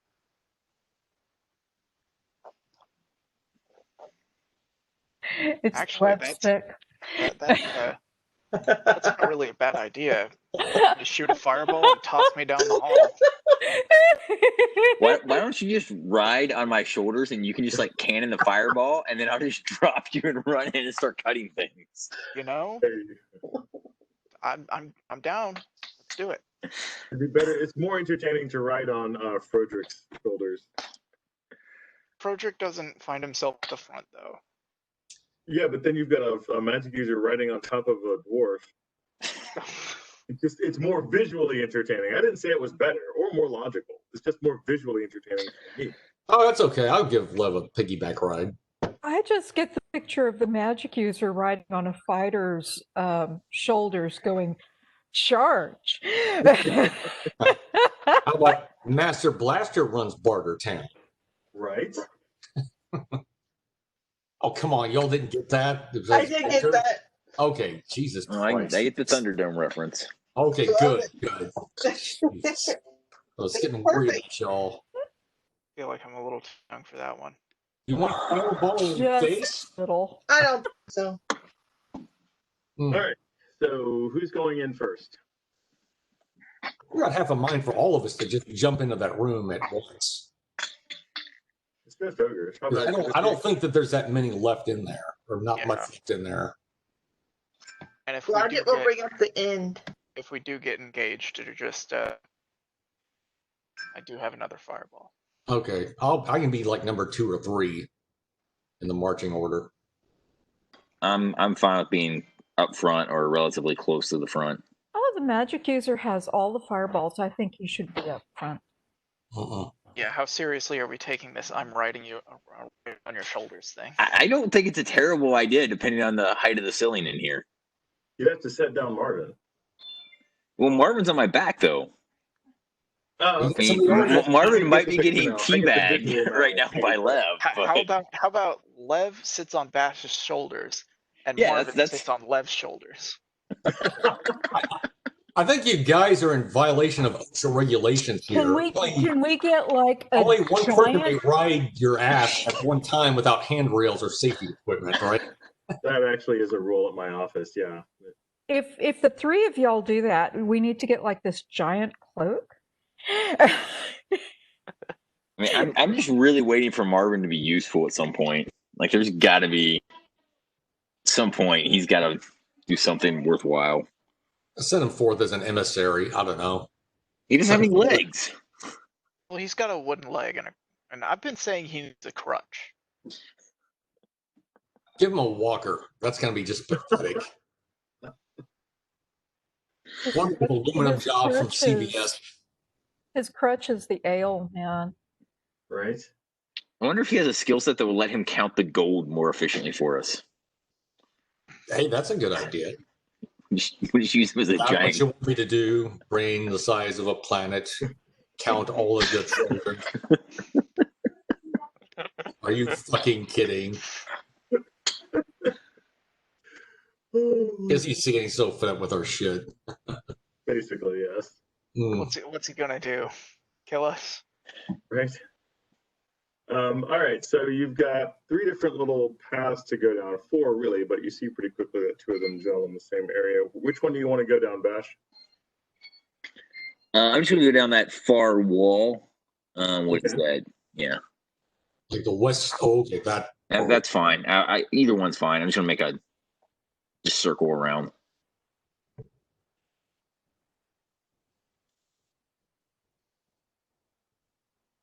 Oh, I guess we're all going that route. Okay. Well, that was my understanding. Am I incorrect? I mean, I don't have any complaint. Froderick's going to go a little bit to the next one over. So I don't have anybody in my line of fire. Thank you. Yeah. All right. Bash and Frederick, about the same time, you will see a group of, how many of you guys are there? 12 ogres. 12? 12. 1, 2. Okay, I thought you said 1, 2, but 12 ogres.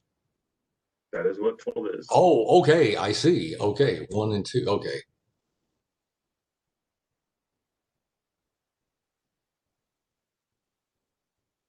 I'm going to assume that these are very lazy ogres since they didn't follow the other ogres. And they didn't investigate all of the explosions in the distance. And the shouting and calamity. They were told to stay in that room and they are not leaving.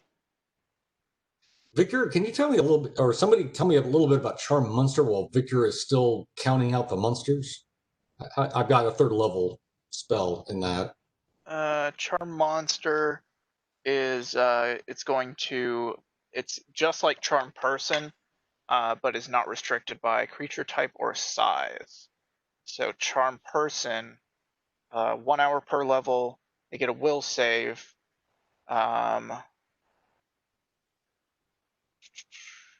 If it's currently being threatened or attacked by your allies, it gets a +5 bonus to its saving throw.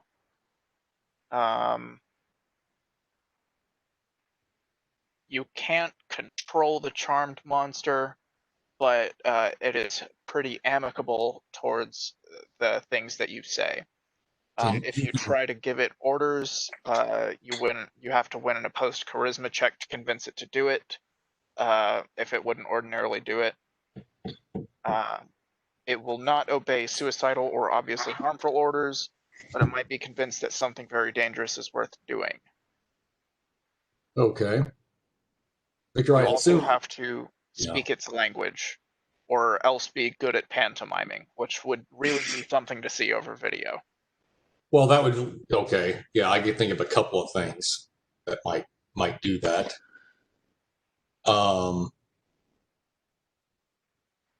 I am tempted to do something along that line. The tongues spell, Joel, is still in effect. It is 10 minutes per level. Okay, the Eagle Splendor. No, the tongues spell. Okay, okay, the tongues. Okay, how long does the Eagle Splendor last for?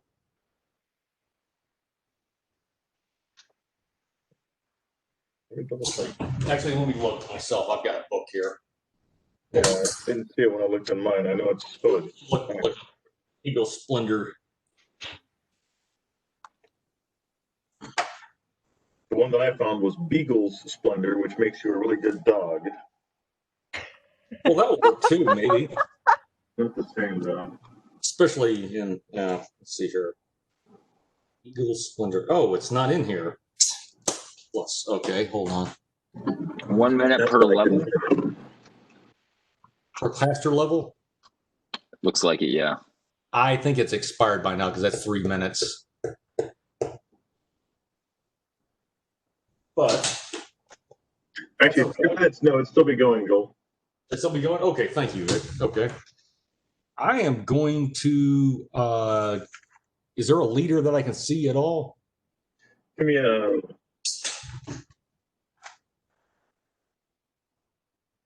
No. Huh? No. Not really? Okay. All right. Sounds good. Hold on. Hold on. I'll let you give me a sense motive check. Sense motive. Okay. It better be really good. 17 plus, let's see here, sense motive 20. You know what? I'll give it to you. Yeah, you can tell that this guy over here is the that looks to be the leader. Okay. All right. I'm going to cast Charm Monster on him. All right. Do you know what the difficulty check is, the DC on that one? I have no idea, man. It's going to be 10 plus caster level plus spell level. Do you know what your caster level is, Joel? Yeah, 3. All right, so 3 plus the spell. What level spell is it? It is a 3rd level spell. All right, so 16. Okay. 15 plus my wisdom, or is there any? Yeah, that's for Victor to roll. Oh, okay. I'm sorry. Never mind. All right. The spell appears to take. Okay. I am going to tell the ogre that we're frost giants and we were transmuted into humans by a adventuring party, and do not fire on us.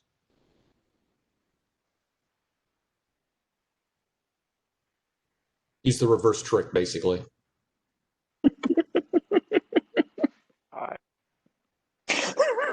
He responds, "Holy shit, Grugstark was right." He came prepared tonight. He responds, "Holy shit, Grugstark was telling the truth. There really are people polymorphing around." The other ogres are just like completely stunned. And yeah, what do you want to do? Okay. I just tell them as you were, and we'll go take care of them. Okay. They get up. They're like kind of freaked out. So they're a little anxious, but they kind of the lead ogre trusts you and tells everybody to just chill out and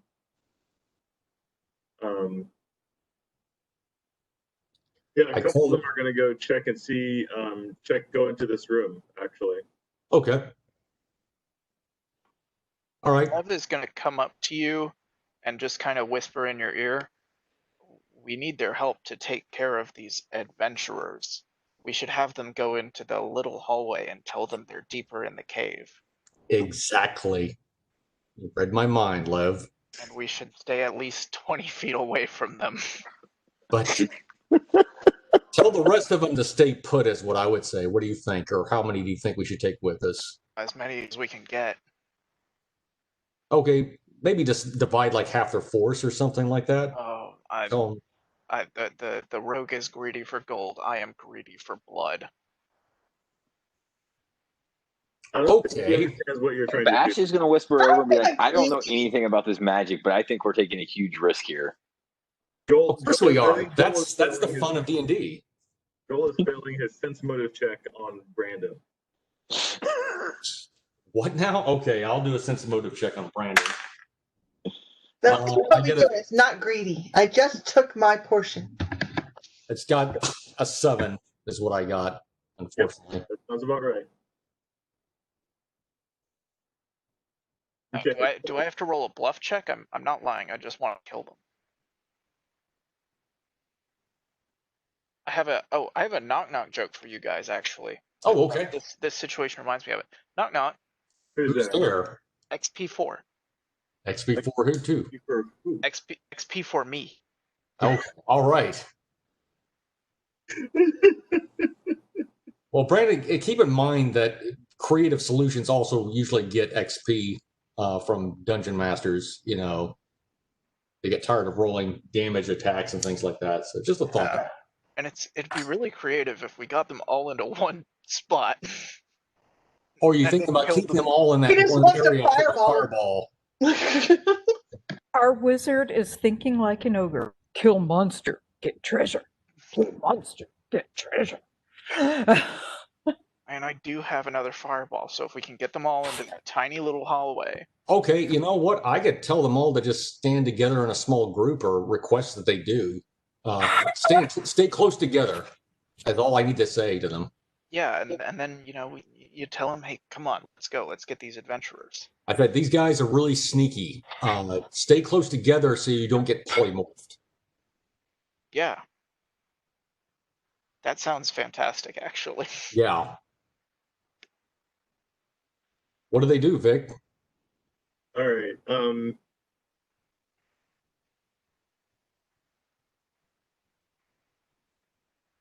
So you're telling them to all stay together and then do what? Just stay in the same room, or do you want them to go?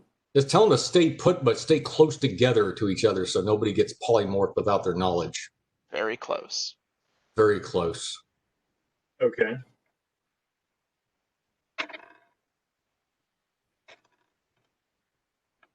And Frodrick starts moving back a little bit. All right. He tells them to stay close so that they don't get polymorphed without their knowledge.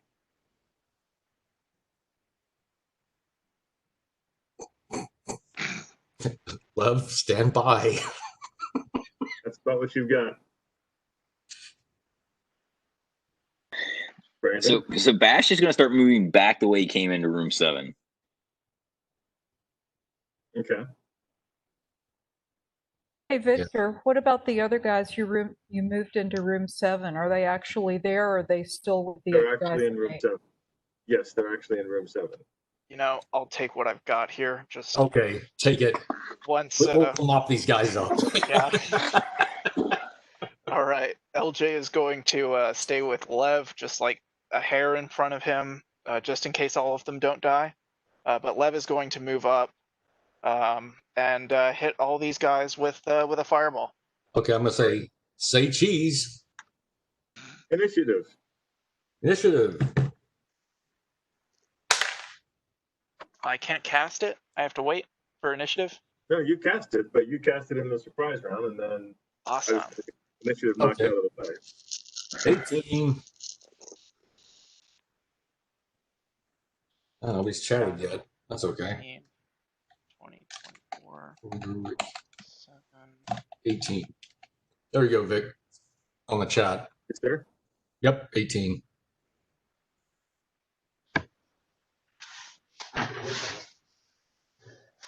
Ben, what did you get? You said 18 as well? 19. Sorry.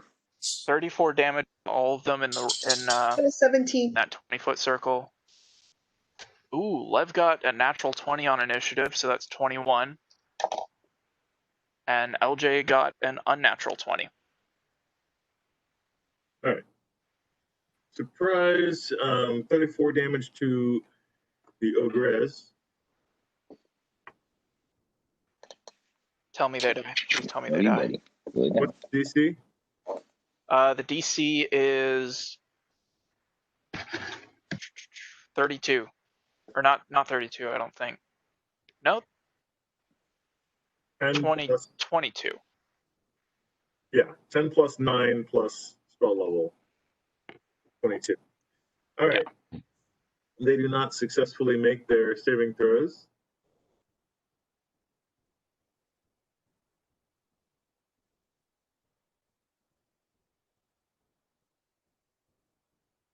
And as hard as they were to cluster together, they are just as difficult to cluster apart.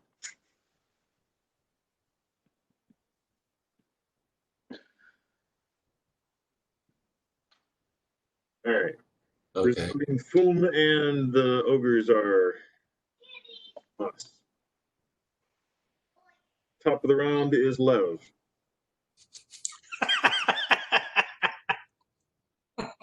Okay, Lev will just kind of chuckle to himself. And, well, Oh, shit. I haven't been doing the roll for fireballs. God damn it. the roll for fireballs? The rule for fireballs, Oh. we're in a giant ice cave. Every time you cast a fireball, what happens? Oh, The stuff. entire cave is full of People mist that is die, slippery as hell for the nothing next else. several rounds. People die, nothing else happens.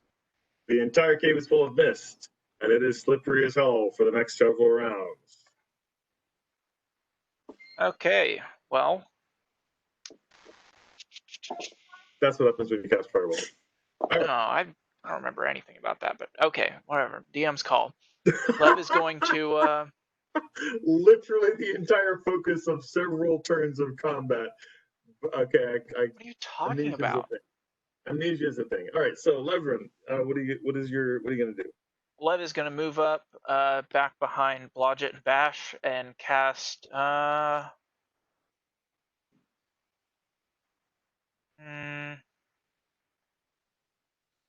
Scorching Ray. At what? Levrin cannot see anything past one square of space. Oh, are you serious? The steam has already It is immediate. It doesn't slowly rise, just like a fireball does not slowly rise. You have just evaporated all of the water in a huge area in a bucket of Basic laws of the universe. You now created a sauna. I mean, what I'm thinking is, I did it in that other room. Has the heat? Is the heat able to travel through like those tiny like hallways in the span of a second, maybe 2? What? The Alright, so it's fireball really- that you have just cast right now. Let's be clear here.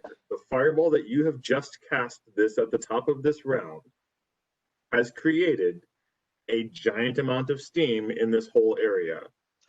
And the Lame. floor is immensely slippery. And if you decide to move more than about 10 feet, you get to make a roll to stay upright. Are you remembering this now? Is it coming back to you? No, I had but forgotten. I can okay. totally understand that the players have forgotten entirely because it was a rule that made their lives more difficult.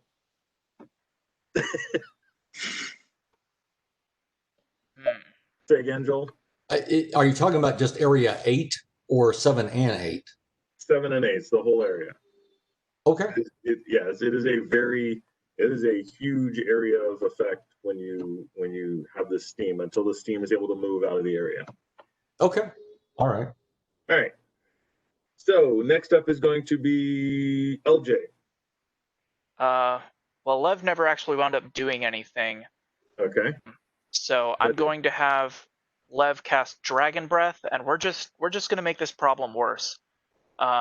He's going to kind of get between Blodgett and Bash and breathe in a 15-foot cone, I believe, where he best remembers those ogres being. The ogres that he has literally never seen. Okay, cool. Roll damage. Go ahead and roll damage. Okay. I thought he saw him go into the other room. Yes. All right, So let me double check that. Into a room. Anyway, roll damage Okay. because we'll just and then tell me what the DC is, and we'll short circuit the rest of that.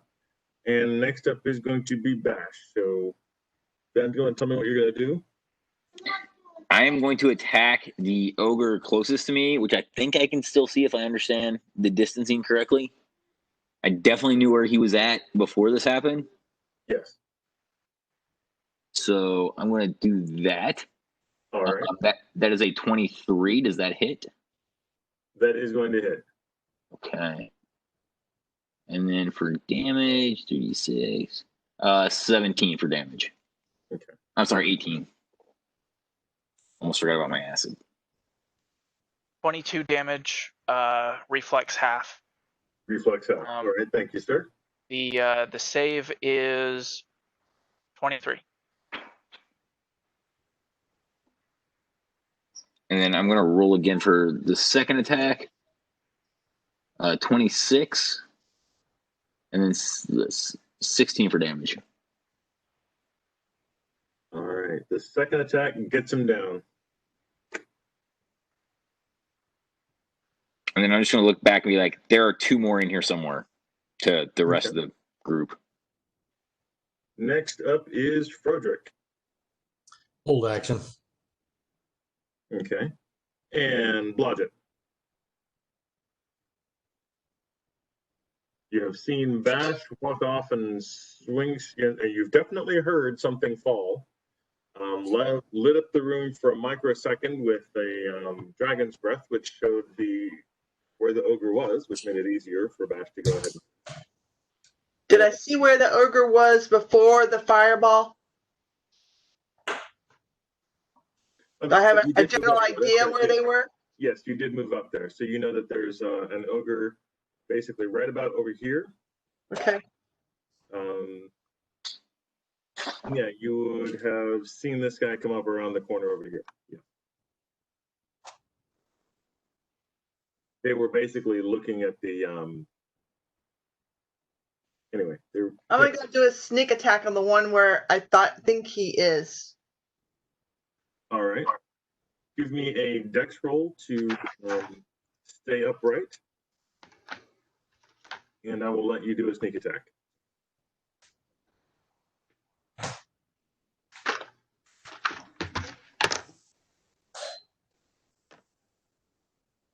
$18.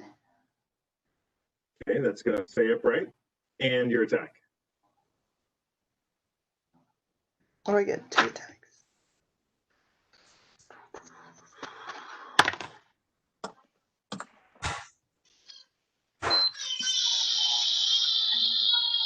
I hit once. I got a 26.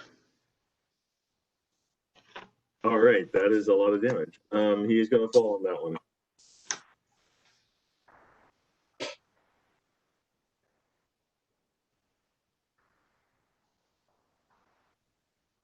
And now the ogre's turn.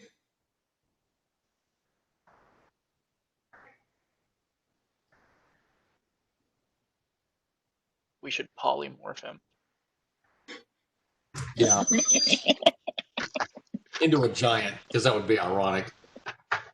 Wait, what if you just try to con the ogre and tell him that he is a giant, that he's been polymorphed into a giant? That bluff is still going on. We haven't done that yet. That's You what I hear a should bunch of- say. I could interrupt now with my held action and just say, okay, I think we got them all.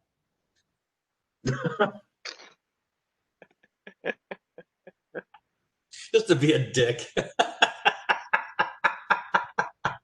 It's the end of the round, so if you want to do anything with your held action, now's the time. Yeah, I think that's what I'll do, is tell them, okay, I think we got them all. It's okay. All clear. All right. Try to put them at ease. I don't think it's going to work very well, but it's a funny thought. Definitively. Okay, you hear a bit of shouting, but you do not see him, and he does not appear out of the mist towards anyone. Top of the round. Say again? He's rabbiting. I'm just saying, but okay. Top of the round. Levrin. What does he want to do?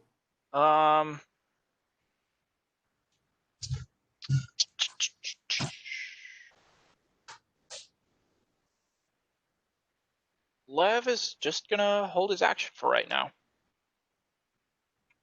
All right. There's nothing I can really do. And LJ. LJ is going to go around the south side of these tunnels between 7 and 8 and come up to the one on the left, and is going to start looking around for that ogre. Okay. Give me a dex check, please, Levrin. LJ, you mean? LJ, sorry, thank you. DC 15.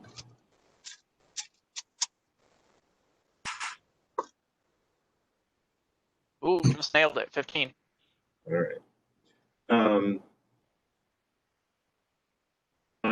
I mean, unless you're running, by the end of your round, you'll be right here. Okay, that's fine. Next up is Bash. Bash is going to very slowly start to make his way towards the exit, that top hallway there of 7, as best he can with the poor vision and slippery floor conditions. Okay.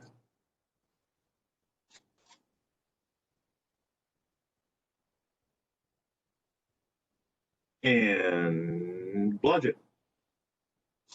No, Frederick, sorry, Frederick. Okay, I'm going to proceed carefully.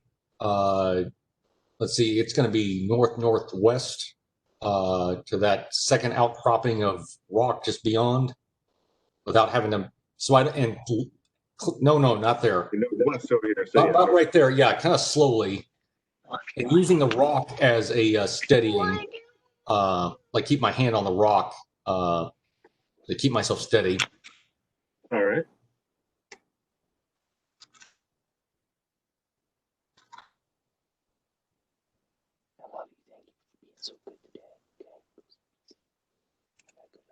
And then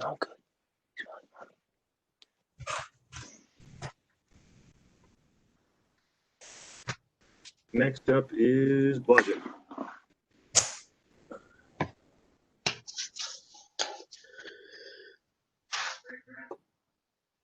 I think I'm gonna. I still can't see, right? Not more than about 5 or 10 feet. I think I'm just gonna stay where I am and hold my action. If anybody comes near me, like a giant or something, then I'll stab them. But All I right. don't know where that other one was, so I'm not gonna go running around. No problem. Nothing comes up near you that you can see. So far, so good. I'm just too squishy. Not the worst thing to be right now. Next up is the ogres.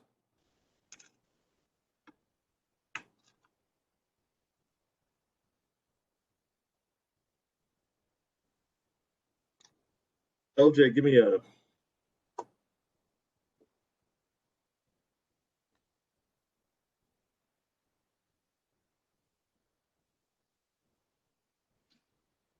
Give you a one. hold on. Let me do an intelligence check here. All right. Look at the brains on Brett. Top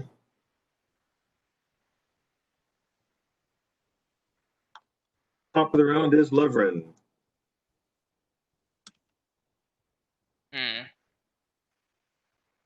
Lev is going to go ahead and make his way towards the exit, following the wall to his right and holding on to it as best he can. And he's going to go around the outside of the room. Okay.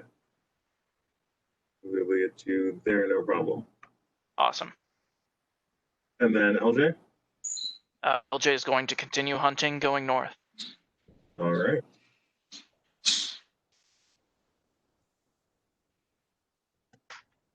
Did I miss it? LJ does not see anything.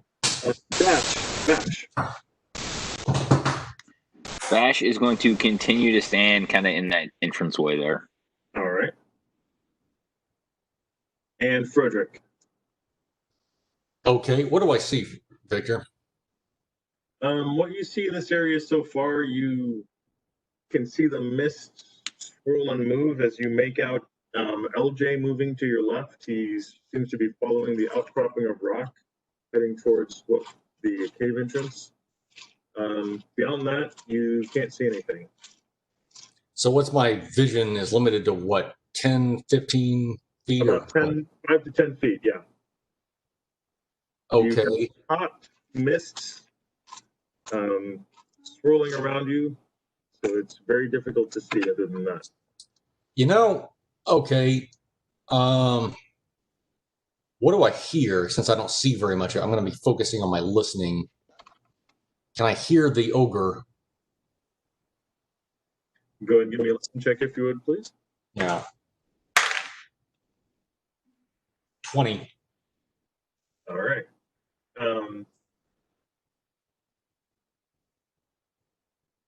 Not a natural 20, just a regular 20. Yeah. I'm gonna think about what you're gonna hear. You do not hear the ogre talking, and you realize you haven't heard the ogre saying anything. He hasn't shouted or done anything for a little while. Like the fireball went off, you heard him shouting a second ago, and now you don't hear him at all. Okay, I'm just going to say, I think he's left, guys. Rabbited.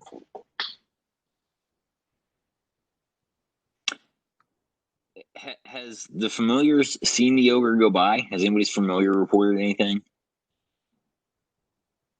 It's only one active down there. Lev's familiar. Negative. Okay. The familiar has not said anything.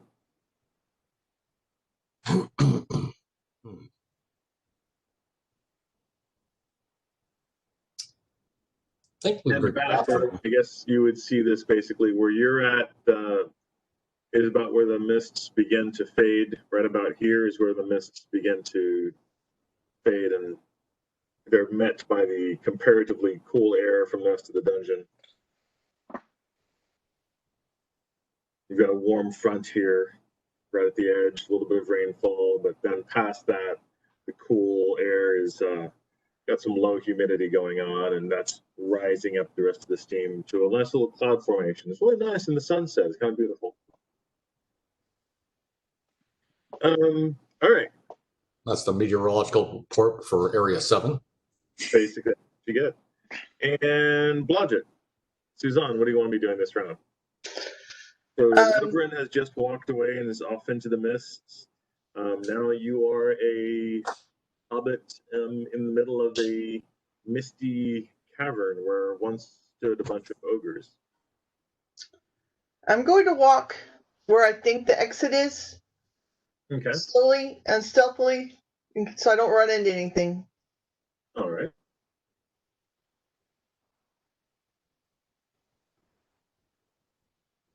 And ogre's turn.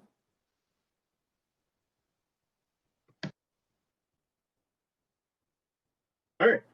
Next up is top of the round, Love Run. Mr. Helder, sir.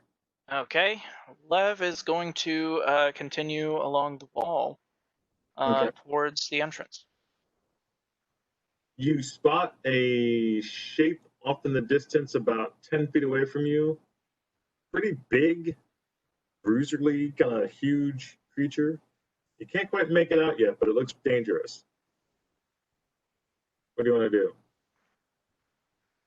I would like to make a wisdom check. Does this figure look like a friend whose back I am contemplating riding, or does it look like something that's going to club me over the head for killing all of its friends, just by the silhouette? Well, judging from the large metallic creature on its back, you think it might be your friend. Okay, then I am not going to cast any mean, nasty spells. All right. Next up is LJ. Okay, LJ is going to, let's see, Bash is about 10 feet away at this point. Can he see the same silhouette? Not yet. Pretty close. Okay, well, I'll have him follow up the wall, up to Bash. Yeah, he can see Bash now. Okay, and now I'm going to have him cut west towards the middle of the room, still searching. He sees a small, tiny creature, about 3 foot tall, appears to be trying to hide itself in the middle of a misty room. Too small for an ogre. Probably blodge it. Also true. All right, and next up is next up is you, Bash. What do you want to do, then? I'm just gonna stay where I'm at for now. All right, and Frederick. I'm going to make my way northwest again towards the entrance of the cave till I can get to the area past the where it's slippery and foggy. And what do I see? The first thing you're going to see is Bash right there at the entrance. Okay. You can definitely keep going though, and you can about right here gets perfectly normal. Okay. Tracking check. I want to see if what's been in and out of here very recently. Intellectual superiority wins again. All right, give me a tracking roll, please. Tracking roll. Yes.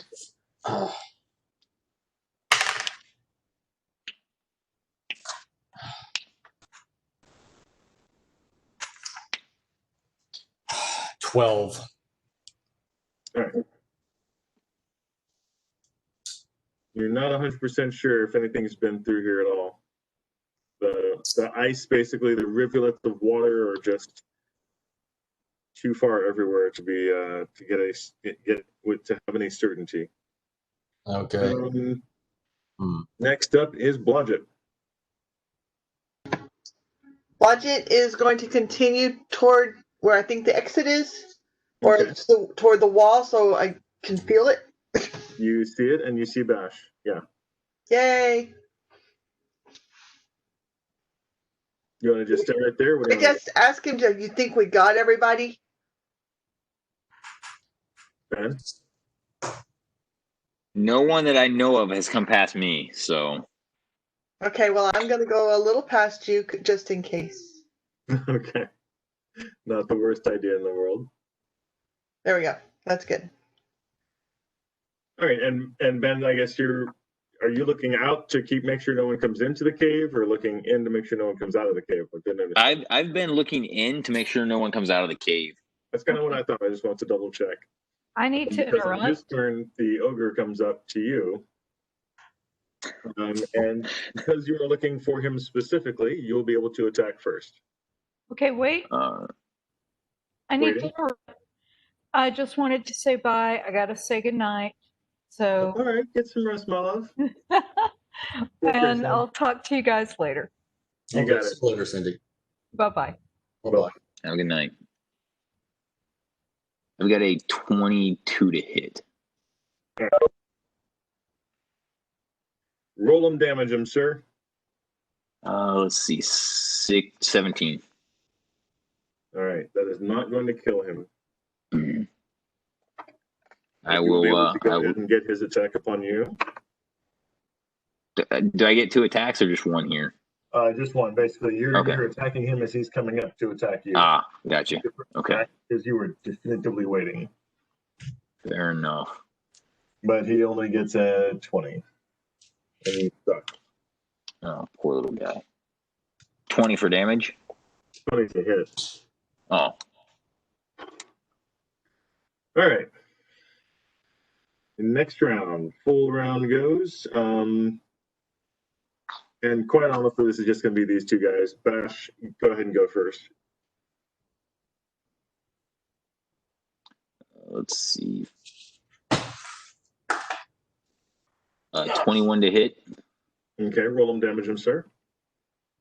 and 16 for damage. All right. His slip sliding, he's still trying to keep track of his own footing. He hasn't quite entirely 100% succeeded, but he's not doing too bad. But as his footing fails, you succeed. You're able to give him a swift uppercut with the blade of your sword, and your great sword slices through his chin, and the rest of him follows. The ogre falls dead at your feet. I'll take it. All right. Poor little guy. And now all is silent in the cave. Basically, what had happened is the ogre had gone back when the fireball went off. He went back to his buddies to see what had happened. Slipped, fell, slid into a pile of dead ogres. Made an intelligence roll that something bad had happened to them because of y'all. And then was stealthily coming back to find you all to kill you. And then at some point heard, hey. Exactly. I think we got him in his language. That was kind of yeah. At that point, he definitely was walking quietly. He was like, "All right." I can't believe that not only worked, but worked twice. I've actually had that moment there in the midst. I've had that happen in real life. We were playing paintball in this huge field, like basically the grass was about 4 feet high, and somebody had been shooting a whole bunch, and so everyone had scattered, and I heard my friend Steinmetz, who was on another team, calling to another friend of his, saying, "Hey, I think they're all gone. Come to the sound of my voice." And so I'm like, okay. So I snuck over to where I could hear him and finally saw him, shot him, and then chased down his friend and shot him too. It was a fun day. That sounds awesome.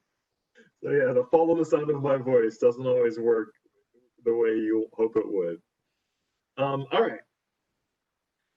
So the ogres are passed. What do you guys want to do now?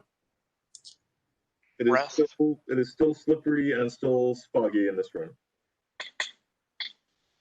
You want to go back down to 9 and check out that passageway that's still numbered where the two circle 2 is. Yeah, we can do that. Yeah, because that's not probably cleared out of the steam has dissipated at this point. Maybe. The number 2 is not a passageway. It's just a little nub. Oh, okay, just a nub. Okay. Just a nub. We could rest in that nub. Rest in the nub. Yeah, I that's mean, some people would want to rest in a nub, others might not. But you do you, man. You do you. It's better than resting on a nub. We won't make it weird. Though Better than resting with a chub. when 7 and 8 clear, I'd like to check it for treasure, of course, go through the pockets again, but That may be a few minutes. Yeah, I was going to ask, how long does the steam last for? Does anybody remember? Last time you guys cleared it out. Oh, we always go back to the heater. The gold's not going anywhere, whatever's in there. Just got to remember to. Or we could go check out that white pudding. Always an option. But I think Lev is it's kind of out of his better spells. Yeah, all I've got are a bunch of Scorching Ray and Ray of Flame spells. Not the same. Admittedly, I do have a bunch of them, but they're no fireballs. Okay.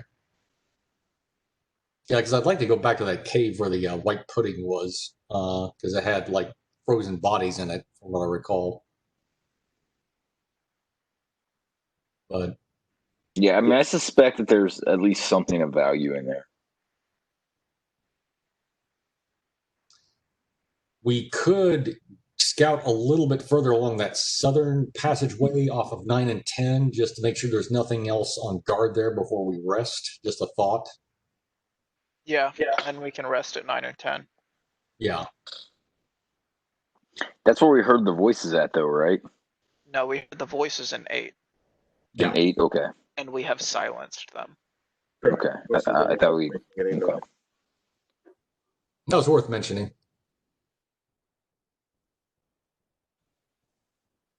Okay, do we... Okay, what do you guys want to do? Gonna rest in the nub? Let's explore Okay. that last passage off of the circled 4 first, and just see where that leads to. Okay. You gonna send your little rat? Yeah, sure. All right. The But gliding rat. That's what I thought you said. Did you say you guys all want to go, or just send the rat? Just the rat. Send the rat. It's fine. Light the lamp, not the rat. Light the lamp, not the rat. I mean, what you've got is basically the D&D equivalent of a drone right there. Basically, it. And we could even start moving down to 9 and 10, Yeah. because we know we have to go down there eventually. Yeah, let's start moving that way. And that seems like a decent enough area to fortify if we have to. All right. It's pretty easy to see. You've got a long passageway going that way, and then also one coming down this way. Okay. In the interest of not having to open up the next map, because this looks like the end of this map, we'll go to the rat will go to the path to the left and see what's on the end there. I think you'll find something.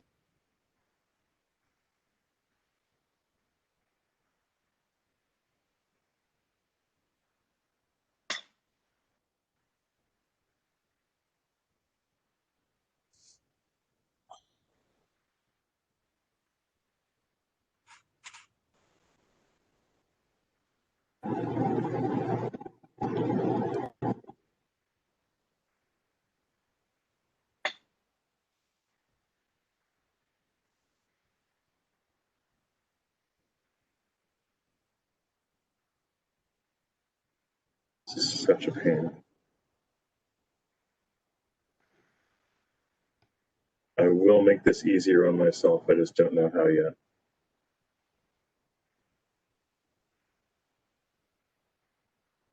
I refuse to believe this is the easiest it's going to be.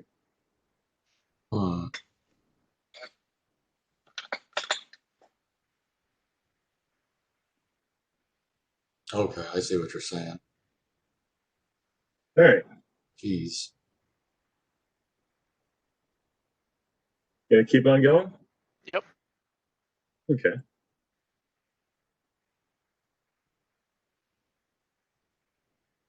The room opens up very quickly into a room with 4 giants in it. 4 frost giants. Okay. The familiar is going to turn right back around, informing Lev of what he sees, and rejoin the party. All right. They do not appear to notice anything. So armed with the knowledge that there are frost giants down the hall, maybe we should wait for the. Maybe we should just camp in 7 and 8. That's a thought. Yeah, that's correct. Well, That's my mind. The only problem with 7 and 8 is we're gonna get soaked from all the steam and water falling from everything. Ben, you guys could use a bath about now. Yeah. That is not a pleasant camping experience. Don't be such a baby. And we're all gonna get sick. Catch malaria. And then we're not gonna make it. There's no mosquitoes here, man. Not in the mountains. I'm gonna get malaria. Pneumonia, maybe, but not malaria. Pneumonia will kill us too. Will all stop us from getting across the expanse. Hey, wait a minute, Victor. On 9, that passage is that deal that little square? I guess okay. You just moved it. Like, never mind. So, how about we camp in 9 or where 5 is, or something like 1 or 5, somewhere in there. Number 1 or number 5. Number 1?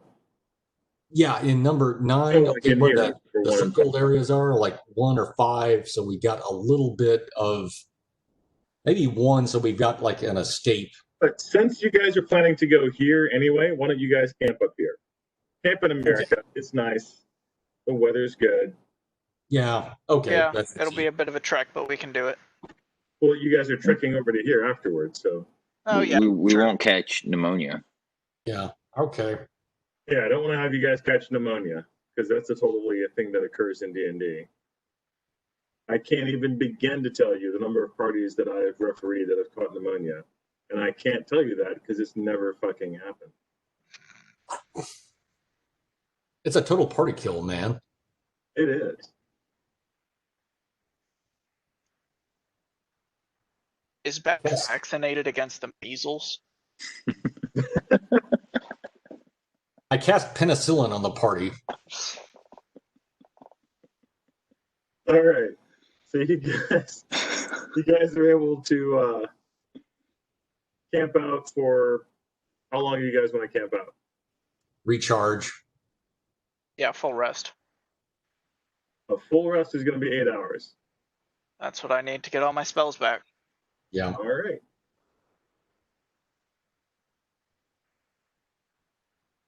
And that should also heal people. You guys want to go find that bitch pudding? Yeah, we could do that. All right. Okay, who are you guys going to do for a watch? You got 8 hours, so 1 watch per person? Lev can't watch. Okay. LJ can take a shift, though. Yeah, Froderick can take a shift. Blodgett will take a shift. All right. Yeah. That's basically 4 times 2. Sounds good to me. That's right. Bash can take a shift. That's. Yeah. You got to concentrate or rest to get your spells back. That's right. Okay. Okay.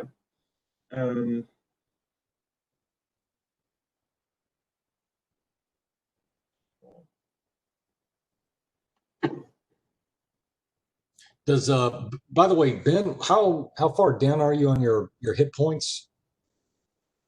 I'm at 74 out of 121 right now, so I mean I'm okay. And after we rest, I should be doing even better.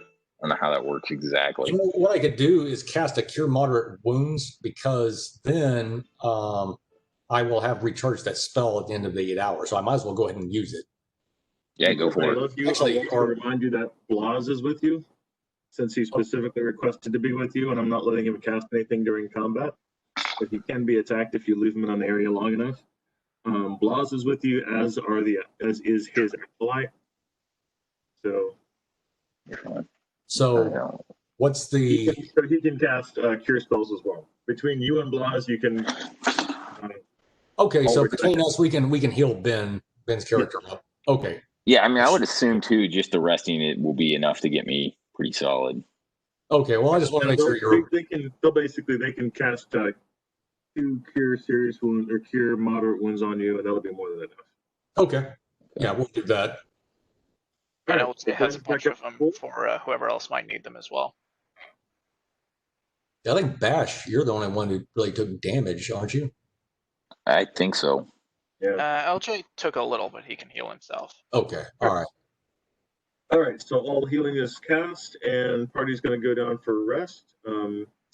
Resting in the dungeon, which is always a fun experience, as shown by the fact that during the 6th hour, you are visited by the ghosts of Christmas past. Oh.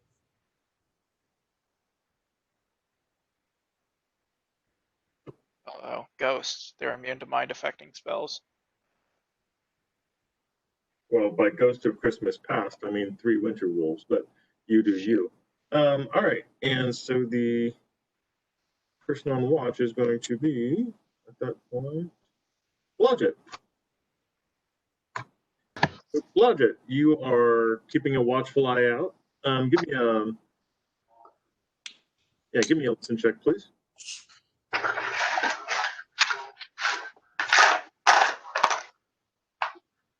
Where are you? Basically what you hear. 12? 12, all right. You hear both Jack and shit.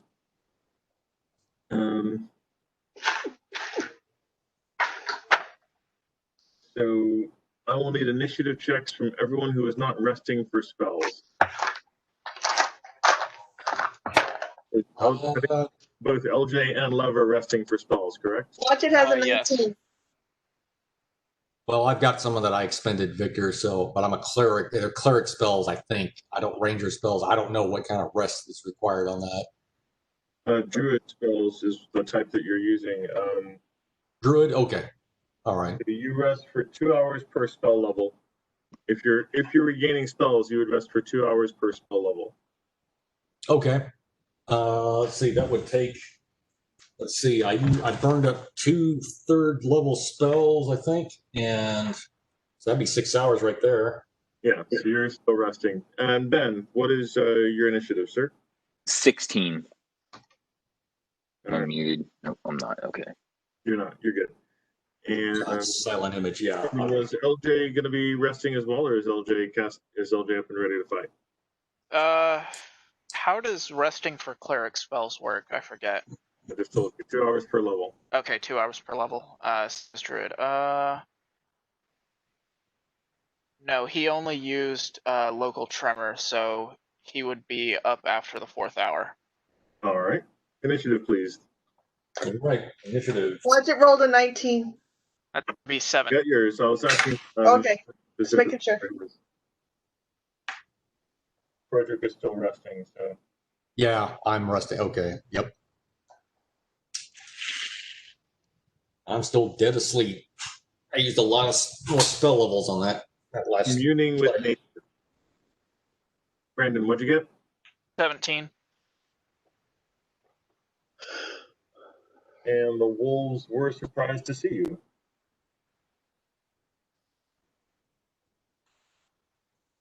We're going to go with that. They sniff you out, but they are surprised when they actually do see a group of living creatures wandering around here. Some frost giants.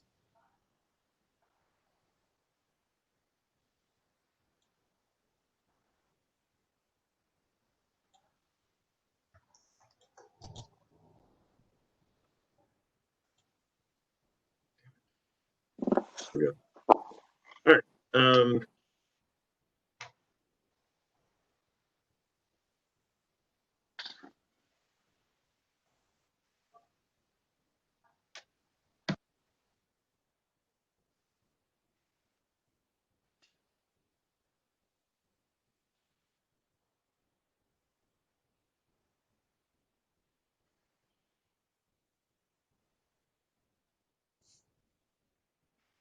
The wolves come around the corner, and Blodgett, you are able to act first. Able to do sneak attack? No, because they get their dex bonus still, and you did not surprise them. Okay.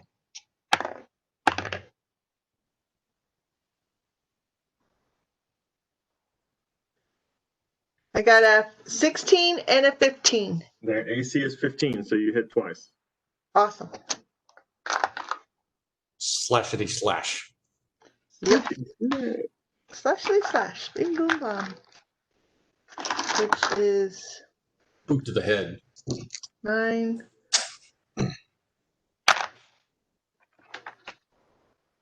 So one got 11 points of damage, Mm-hmm. and the other one got 10 points of damage.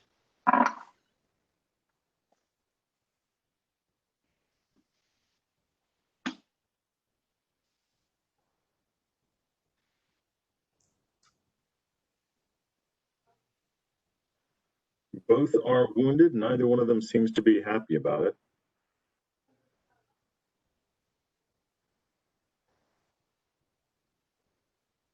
Next up is going to be LJ. Okay. LJ is going to make attacks with his dual rapiers.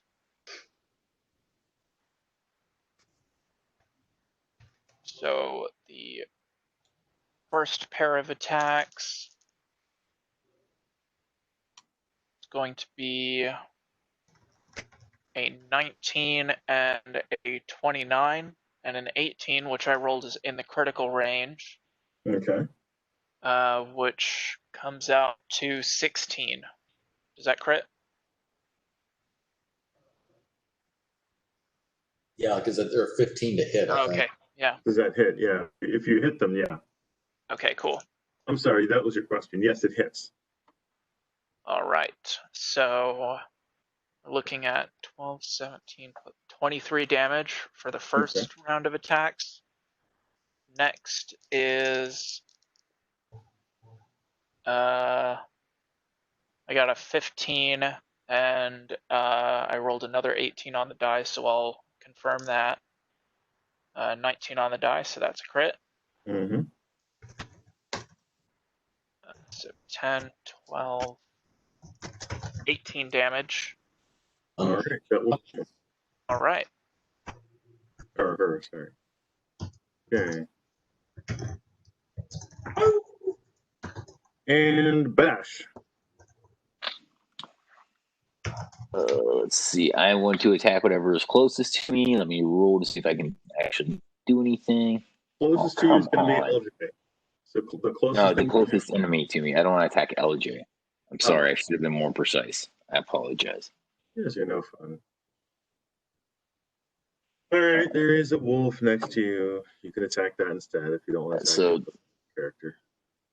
20 to hit. Does that hit? That hits.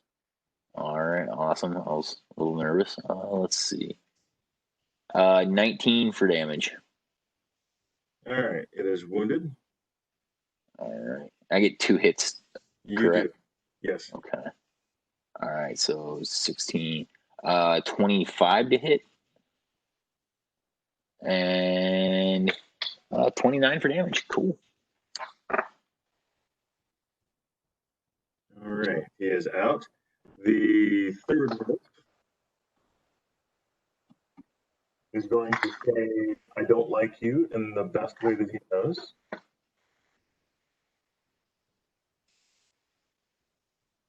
That's just so fucked up that they can do that. He's going to bite and breath weapon you. So, Did you say breath weapon me? Yep, they have ice breath. Oh, for God's sake. I definitely did say that. Cone of cold. Reflex save DC 16. Please roll, my good gentlemen. You said a D That what? and LJ will be affected by this. It's a 15-foot cone of cold. What was the roll again? DC of 16, reflex. Reflex saving throw of 16. On a D20? Yeah, on a D20. Okay. Your character Sorry. has a plus.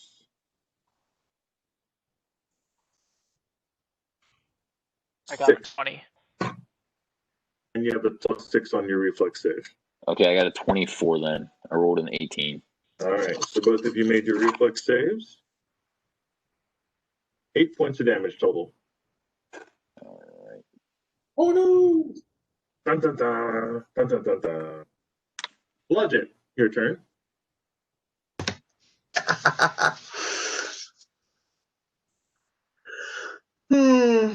Just zoom in a little bit there. Yeah, I'm trying to decide. Is the yellow's a wolf also? No, the yellow's a familiar, but you can attack it anyway. No. I think I'm gonna hold my action because I'm afraid I'll hit LJ or Blas. They can take it. They I can can take take it. damage. Yeah. Or I'll use my crossbow just because. Yeah. Yes. Game. I got a natural 20. Yeah, good job. Natural 20. So 1d6. Do I have to roll again, right? See if I confirm the crit. I had rolled at 18. Well, that confirms it. Yeah, that's a crit. D6.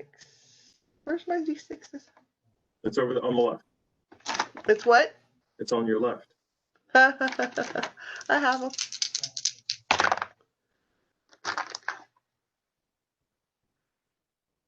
$10 points of damage. All right.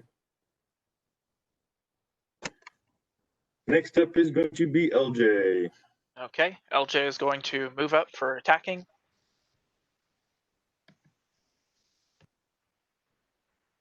And that's going to be a 15 and a 27. Okay. 14 damage. Next round of attacks is a 13, which misses, and a 17 on the dice, which is critical threat, and 22, so confirmed. Okay. Ooh, nice. So 12, 15 damage. That's going to kill him. Awesome. All right. Might be able to use my third round of attacks. I was looking forward to that. Bash is next to you. No.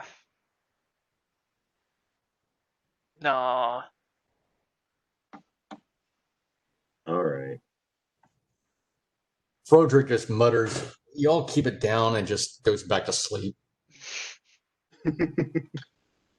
All right. You guys are able to fend off the wolves successfully. And the spellcasters get their rest. Awesome. On that note, I will be right back. Bio break. As usual, I can still hear y'all. All right. What do you guys want to do? Thank you for protecting our sleep. Well, we're still sleeping, right? Basically, I already checked the rest of your sleep, and you're good. Okay, all right. So then, You checked the wolves were not carrying any treasure. So, But they do have fur. They do have fur. But I'm not a furrier, so. You're not a furry? I'm not a furrier. I don't know how to do that. I'm a little person. All you need to be is a really good furry, and then you can just wear their clothes as them and pretending you're a wolf. Yep, at ACON. Yep. All right. So what do you guys want to do at this point? Froderick gets up and looks around. I kind of was wondering, I vaguely heard some commotion in the night, but ignored it. So what do I see? 3 dead wolves. Okay. Well, anybody up for some pudding? No. Oh, come on. We got our fire spells back. Y'all can go play with the pudding. I think there's some good stuff in there. In number 5. No pudding, no loot. Just remember that. Lev, so you up for a bit of pudding? I got plenty of loot. I am ready for pudding. Okay, let's go down to 5, but probably want to scout it out first, because we don't know where it is. Yeah. We know where it was last, but I'm sure it's moved. It may have gone back to the ravine for all the hell we know. Yeah, maybe. I'll send my familiar 40 feet in front of us while we walk there. Sounds good. Okay. We just got to be careful going along that ledge there. So, along the ravine. I'd say stick the wall to give us a bonus. Yeah. So we don't slip and all that because the wind is howling and all that shit. All right. So you guys are staying close to the wall. That will give you a +2 bonus. Okay. Give me DC checks as you are moving Okay. up there. That is a. Oh, it's a 9. Okay. So DC plus. Ben, is Vash going to go with them? Yes, I will go with them. Certainly. Okay, give me a DC check as well, then, please. Will do. That's on a Six. D20, right? 16. I got an 18 on the dice, but I don't know what to add to it. It's reflex. It's a reflex save. Oh, okay. I think you made it. But Yeah. Yeah, Um, so 22. I want LJ to stay behind with Blodgett just so that we're not leaving her alone. Yeah, 20 plus whatever my reflex is. I'm looking for it now. All right. And your rat is flying ahead of you. Is that correct? Yes, at a very low altitude. Where's it? All right. Well, the first several feet, the wind is blowing towards him, towards you guys, northeast, basically. So your rat's not getting very far. As you guys continue on. okay. Reconnaissance rat. Activate. Oh, yeah, and there was +2. I forgot. Yep. Okay, one more saving throw, please. All right.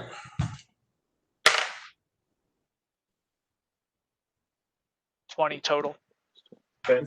4 26 total. 4 plus 6 plus. Hold on. 16 again. No. All right.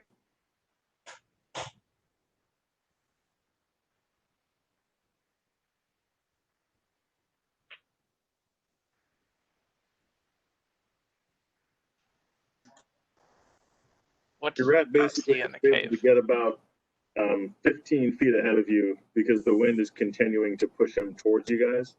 So Okay. he arrives at point 3 just before you do. So once he gets in the cave, what does he see? He sees an empty ice cave. Does not appear to be anything living inside it that he can tell. Okay. He'll explore towards room 4. He is looking for ooze. Ooze and Oz. He does not see any ooze in room 4. Okay. How about in room 5? He does not see any ooze in room 5. Okay. Are you letting us know what's going on, by the way, Lev? Just what your rat sees, or?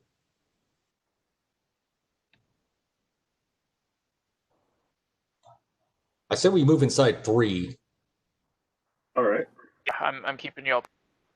And then Froderick is going to see if I see like a trail or something like that left by something like a large pudding or something like that recently made.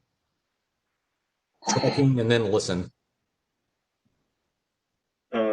Tracking.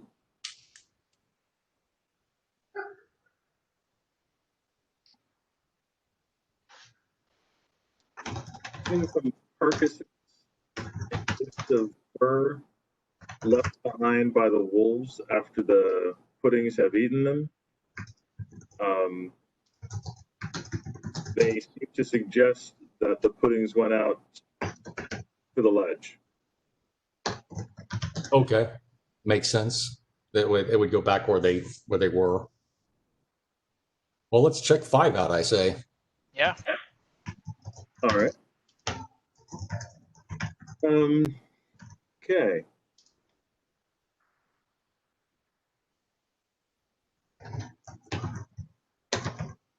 The corpses of 8 mutilated victims standing upright in blocks of transparent ice. Obviously hacked and very dead, not merely frozen whole. The first one, we're going to go around in clockwise fashion. So 1, Okay.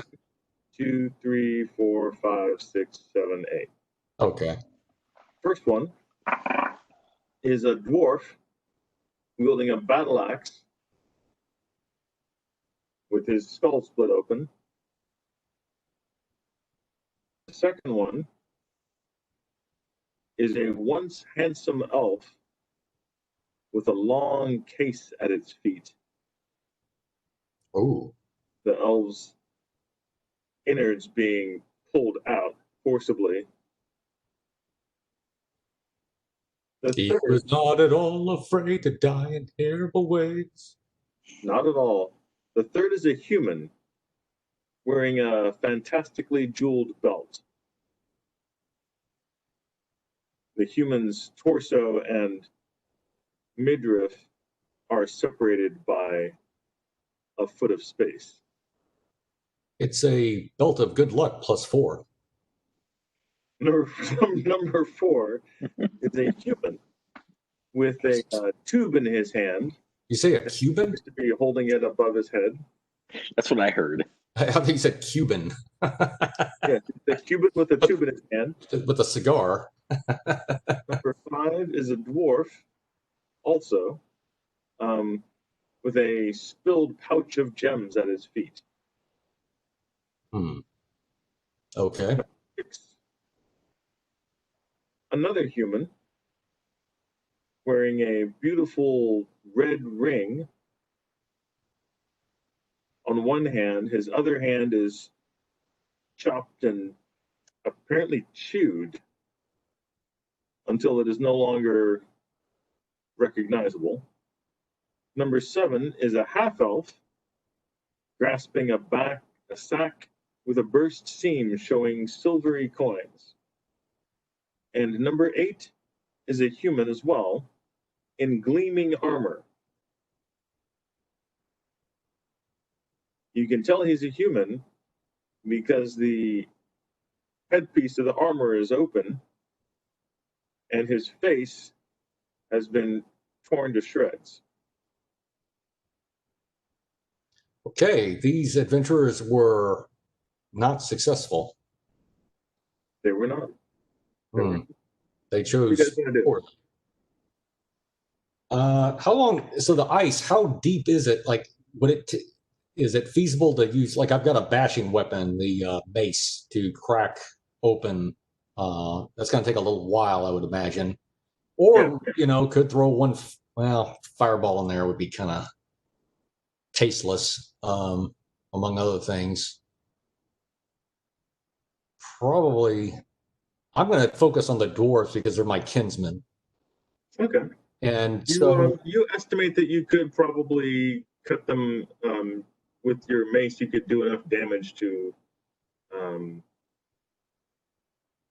I don't know what you would use, what term you would use, whether you would say free them or, I guess free them. Yeah, you could free them from the ice with your mace.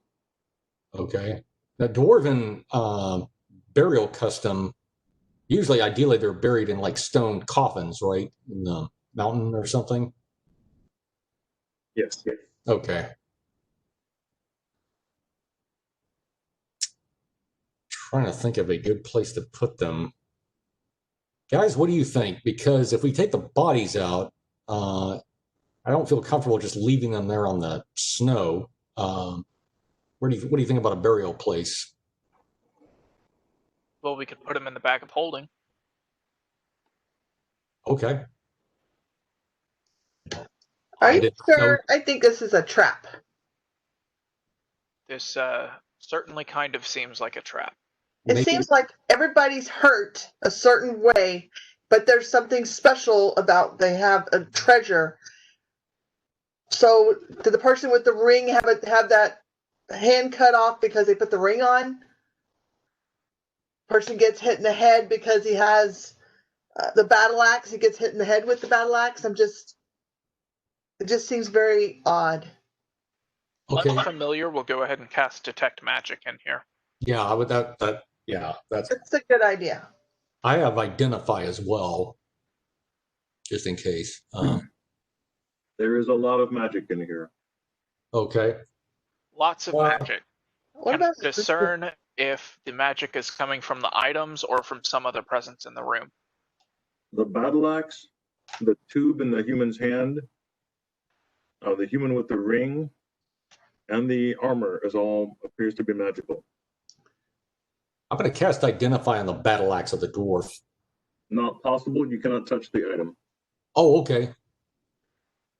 I will. Does detect magic detect illusion also? No. Can I roll to disbelieve all of this? And Blodgett too, because Blodgett doesn't believe. Blodgett isn't there. Blodgett is back Oh. in the cave. Oh, I didn't know that. Oh, I thought we were all Unbelievable. together. No, Yeah, that's, so Then I will Really high shut on her up. detect illusion. You that's will. why I left LJ behind. You won't believe this shit because you're not there. I won't. Then I'll shut up. That's all right. No, it was. Is this? I chalk it up to camaraderie. No, I just mean I can't give you ideas if I'm not there. True. LJ can roll, Lev can roll to disbelieve, but if Lev rolls too high, it is possible to break the entire illusion of transparency to the point where you realize you're a tiny piece of paper in a room full of gods talking about you. So be You careful. know what? That seems kind of fun, so I'm Okay. gonna do it. Go for it. What do I add to this roll? Will check. It is essentially a will save. So my will save is 10, Mm-hmm. so the roll's gonna come out to 30. Okay. Yeah, well, he is fairly certain life itself is an illusion, and he's a piece of paper. Lev is gonna just stop and think about this for a little while. Yeah, when he He's has feeling pretty existential. His attention is suddenly taken off of the bodies and the ice and the treasure, and he's just kind of got his arms crossed. He's staring at the ground a little bit. It's a magic spell called Cast Mighty Joint. Yeah. What if DOG spelled cat? Yeah, the dyslexic atheist. Anyway, I'm going to go ahead and try to make my way, use my mace to make my way to the axe so I can touch it and identify it. You're essentially going to be doing, okay. It'll take you about,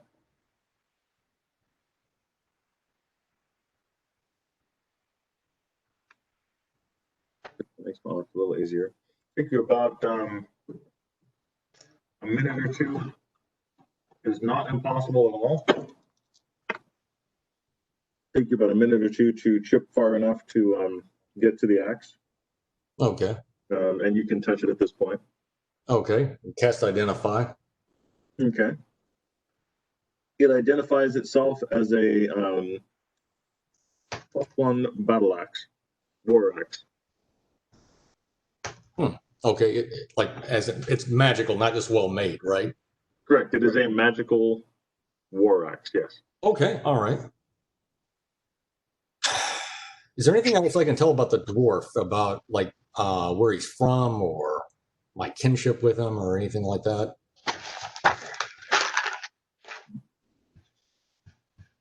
He is definitely one of the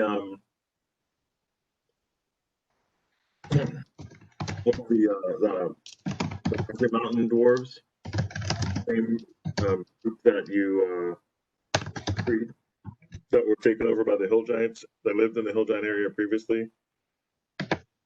Like that group of dwarves. He's from that tribe. Okay.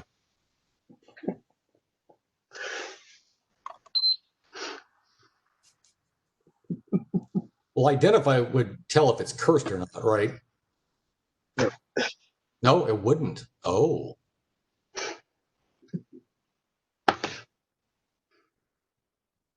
Besides, that was a statement from the mummy. Yeah, that was the peanut gallery. Yeah, it's cursed. Everything's cursed. Okay.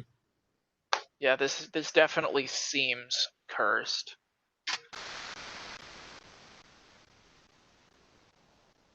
as Lev is now cursed with the knowledge that his whole life is just a lie.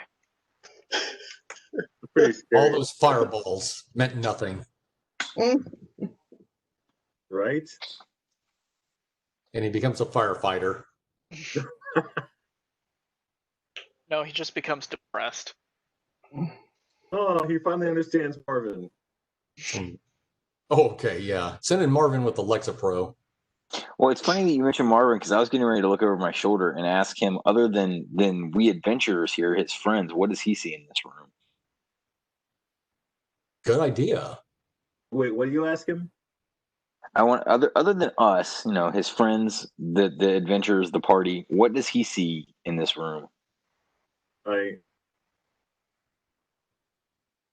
When you say friends, I don't think I understand. The first level. Marvin, I knew you were going to get hung up on this. Other than the three of us, what is in here that you see? Maybe he's going to take issue with the friends part. You're trying to be nice to this guy. You future. He goes on for about 5 minutes. I see that they led better lives than you will. Finally, he tells you that he sees blocks of ice precariously placed in a room that is excruciatingly dangerous. Why do you feel the room is dangerous, Marvin? Because seismology, he begins to explain to you the concepts of seismology and how functions that the Earth uses to control itself are part and parcel of a larger series of pros and cons, basically vibratory issues that allow rock itself to be made. The points in space at which rock is allowed to congeal to the heat and foundation of the Earth itself. Also, possibly just points that can kill you. So you're in a dangerous space. Oh, so what he's saying is that he's looking at the walls of the cave and he's able to judge that they're different than the other parts of the cavern system? Well, we'll go ahead and ask if this assessment is specific to this room or the general area that we're in, because there's a lot of that precariousness around. I get the impression that he's just talking about like stalactites, but it is Marvin. You don't expect much. Well, you got to pin him down a little bit as the specifics, because you know what he says. Marvin appears depressed because you're questioning his intelligence. And he goes on for some time about the fact that he's got the brain the size of a planet and a party of people who aren't even intelligent enough to fight their way out of a rock cave are giving him grief. And he will at this point. Lev posed him a legitimate question. But Marvin, that's why we ask you our questions, because you're so much smarter than we are. Yeah, we're just confused. Just clarify. That's all we're asking for. We're not saying you're wrong. You can't get anything intelligent out of him at this point, sorry. Okay. Okay, we pissed off Marvin. Okay. That does take some talent.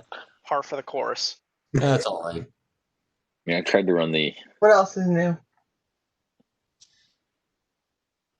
You know what? Kind of inclined to try identify on another. Okay, so what else was there? There was a scroll, Victor, and what else? A ring? A scroll, a ring in the armor, yeah. Well, a tube. ring. You don't know if it's a scroll. It could just be a tube. Could be That's right. It's a tube. I'm going to go for folding. Let me see if I can get to the ring and identify that. Okay.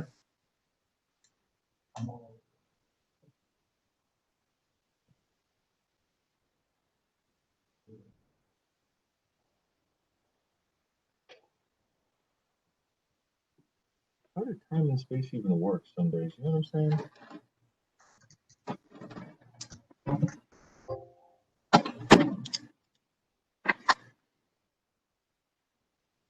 All right, you were able to give me Give me a dex roll, please, Joel. Basically, d20 plus your dexterity bonus. Try to get higher than a 16. No. It was a 1, natural 1. Eh, You completely chop off the human's hand instead of getting just the ring. You're just like, air swing, whack. I mean, that still works. Okay, But so you can get to the ring now. I can't get to the ring now? You can get to the ring. I can, yeah, okay, You can touch well, the ring now. I Cast an kind of look around a little bit. I try to look nonplussed by it, but it's clear that I'm slightly disturbed by this. I Left would didn't just mean to kind do of clap this. a little bit. He'd be like, "Wow, you cut his hand off with a blunt weapon. That's impressive." Not easy, but he did it. Well, I needed a hand anyway, so Well, he is frozen, right? yeah, because it's some things that are cold or brittle, so they'll break off like that. So Victor's right. Yeah. So what is All the right, you do identify? an identify spell on the ring. Yeah, might as well now that I've gone this far. It appears to be a ring of resisting fire. That might come in handy for being around Lev. Okay. Sure. I'll take it, and I'll try to clumsily put the hand back as best I can, but it keeps falling down, and I have to keep picking it up and putting it back in the block of ice, and then I keep like trying Basically, to use snow to kind of like pack it in and try to make it look okay, but failing a bit because I don't have sculpture. I don't think no, you don't. I don't have ice sculpture. All right, So- did you take the ring, or are you gonna leave the ring and with the hand? No, I'm gonna take it off the hand. Oh, okay. Yeah, I'm not going to take the hand with me. No, I'm trying to put the hand. I'm taking the ring and then I'm putting the hand back clumsily on the corpse and trying to make it look nice, but it's kind of probably failing a bit. It's passable. It's okay. It's pretty horrible, but you like it.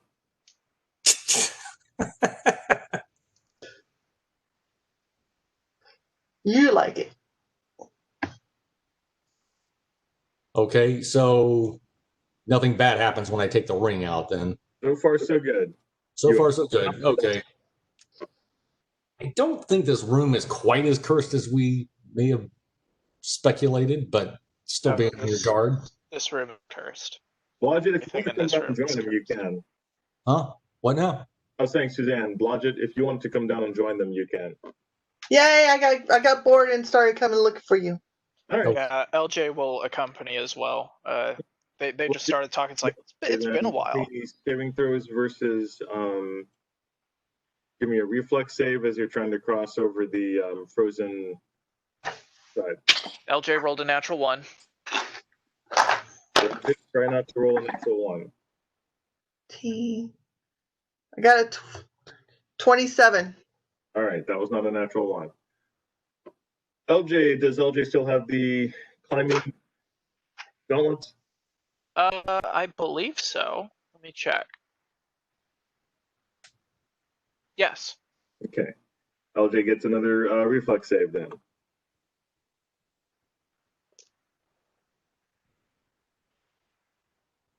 That will be a 23. All right. Survived. Between the two of you, now that you know how dangerous it is, you're able to get down to the other cavern and join the rest of the group. Okay, I got to check out the box next. A box? The box was yeah, a box or a tube, right? Sorry. Yeah. You know, on second thought, who else has identify magic in here besides me? Lev doesn't have the spell prepared, but Victor, can I make like a spellcraft roll or a knowledge arcana roll? No, it's not the same at all. Okay, all right. Let me see how many of those. I think I've got 4. No. If you want, we can take another rest here to recharge your spells, and LJ can prepare a speak with dead spell, and we can ask one of these guys what the hell happened here. Oh, I got 4. I got 4, so I can identify all the items in here. Actually, Okay. I got enough. So I'm going to check out the. The armor's easier to reach first. Let's touch that after I chip at it. You get to the armor, and an identify spell shows it to be plate mail +2. This is not full plate. It is regular field plate, but it is plate +2. Hey, who was it that had the hole burned in their breastplate? That was LJ, but he can't use that. Okay. All right. And I guess the last thing is the tube. Let's check that out.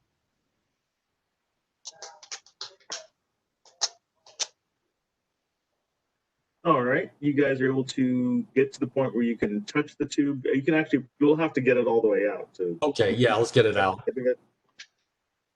At this point, nothing bad seems to be happening, so I'm not too worried. All right. You get the tube all the way out, and upon looking at it, do you want to read it, or do you just want to cast an identifier on the tube without reading it? I have a decipher magic, I think, skill. Yes, but so it's 2 different things. Like you can cast identify on it while. Oh yeah, let's just cast identify on it. While not reading it, is what I'm saying. Yeah, I don't want to read it. I don't have. This is a scroll of protection from elementals. It will protect from all elementals. All right, I'll take that. That'll. Okay. Yeah, let me make a note of the. If any of you other guys, want something that's not all mine, we divide it up. What was the battle axe? Let's be clear. The things that you have taken out of the ice. The I've only taken out the. Yeah. The human's hand, which was a scroll of protection from elementals. Right. And the ring off of the other human, which is a ring of fire resistance. Right. The +1 war axe is still encased in ice. Agreed. As is the plate mail armor. Okay. Well, so you haven't got the long case. Oh, sorry. I'm so sorry. There was a 5th item that was magical. It was not highlighted. I was wondering where it happened.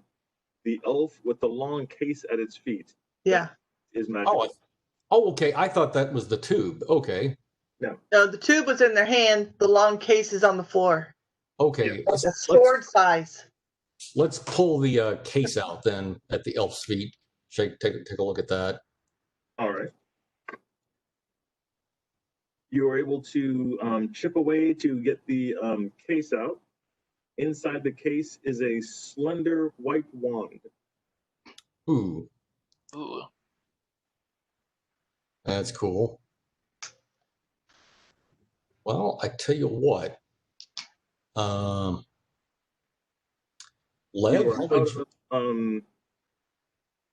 identifies, but Brandon, you were talking about having Lev use his spellcraft, etc. You can use spellcraft to determine how to activate the wand. And by using a charge, you would be able to tell what kind of wand it is. I wouldn't do that. I will use spellcraft to learn how to activate the wand, but I will not do so. Yeah. Okay. Wait for me to recharge my identify spells, and then we can tell you what it is. Yeah. Right. Now, you still have in the room the non-magical things are a human wearing a jeweled belt, a dwarf with a spilled pouch full of gems, a half-elf grasping a sack of silver coins, and that's it. Those are the things that are non-magical. All right. Well, this one. Stuck in the ice are the war axe and the +2 plate mail.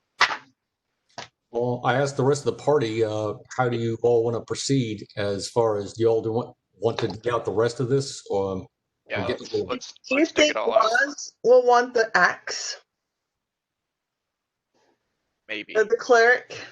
Yeah, the cleric does use a war axe. So he's going to want that. Okay, let's get that for him. Victor, I got 27 on the spellcraft check. Okay, yeah, you definitely know. It is fairly easy. This is an old-fashioned. Do we want to take the silver and the gems too? Sure, Absolutely. put in a bag of Well, that's gold. not part of the conversation at the moment, because the real part of the conversation is this discussion about seismic activity. So what seismic activity means is that an amount of vibration to a certain area at some point, some randomly generated point, is possibly going to be enough to cause the entire room Ah. to cave in. Oh, This sucks. This sucks. told you it was a trap. Oh, fuck.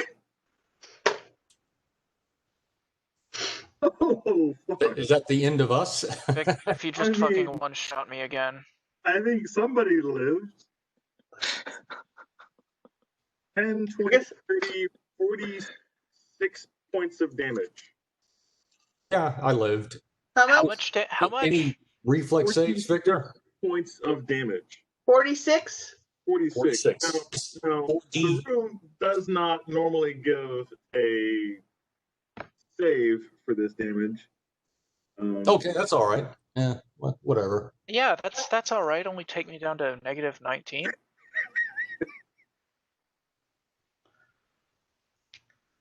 I make my I'm not dead. I make my way over to Lev. Because of, but this room is also built on a lower scale of engineering. I will give you guys a DC of 20. It's going to be a straight up DC of 20 to take damage. Reflex save of 20 to take it. I'm not dead. All right. Here. Lev got an 18 on the dice, and if I can get to his I rolled a 20. reflex. Oh my god. I didn't take any damage. 22.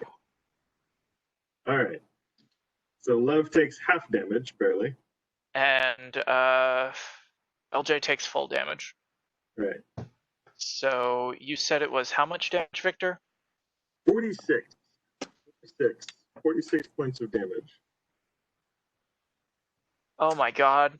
Lev is alive. Holy smoke. He's got 4 health. Yeah. Okay.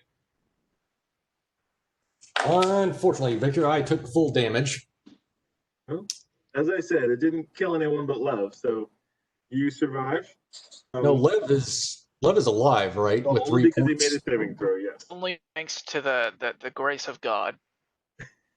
The grace of DM, yeah.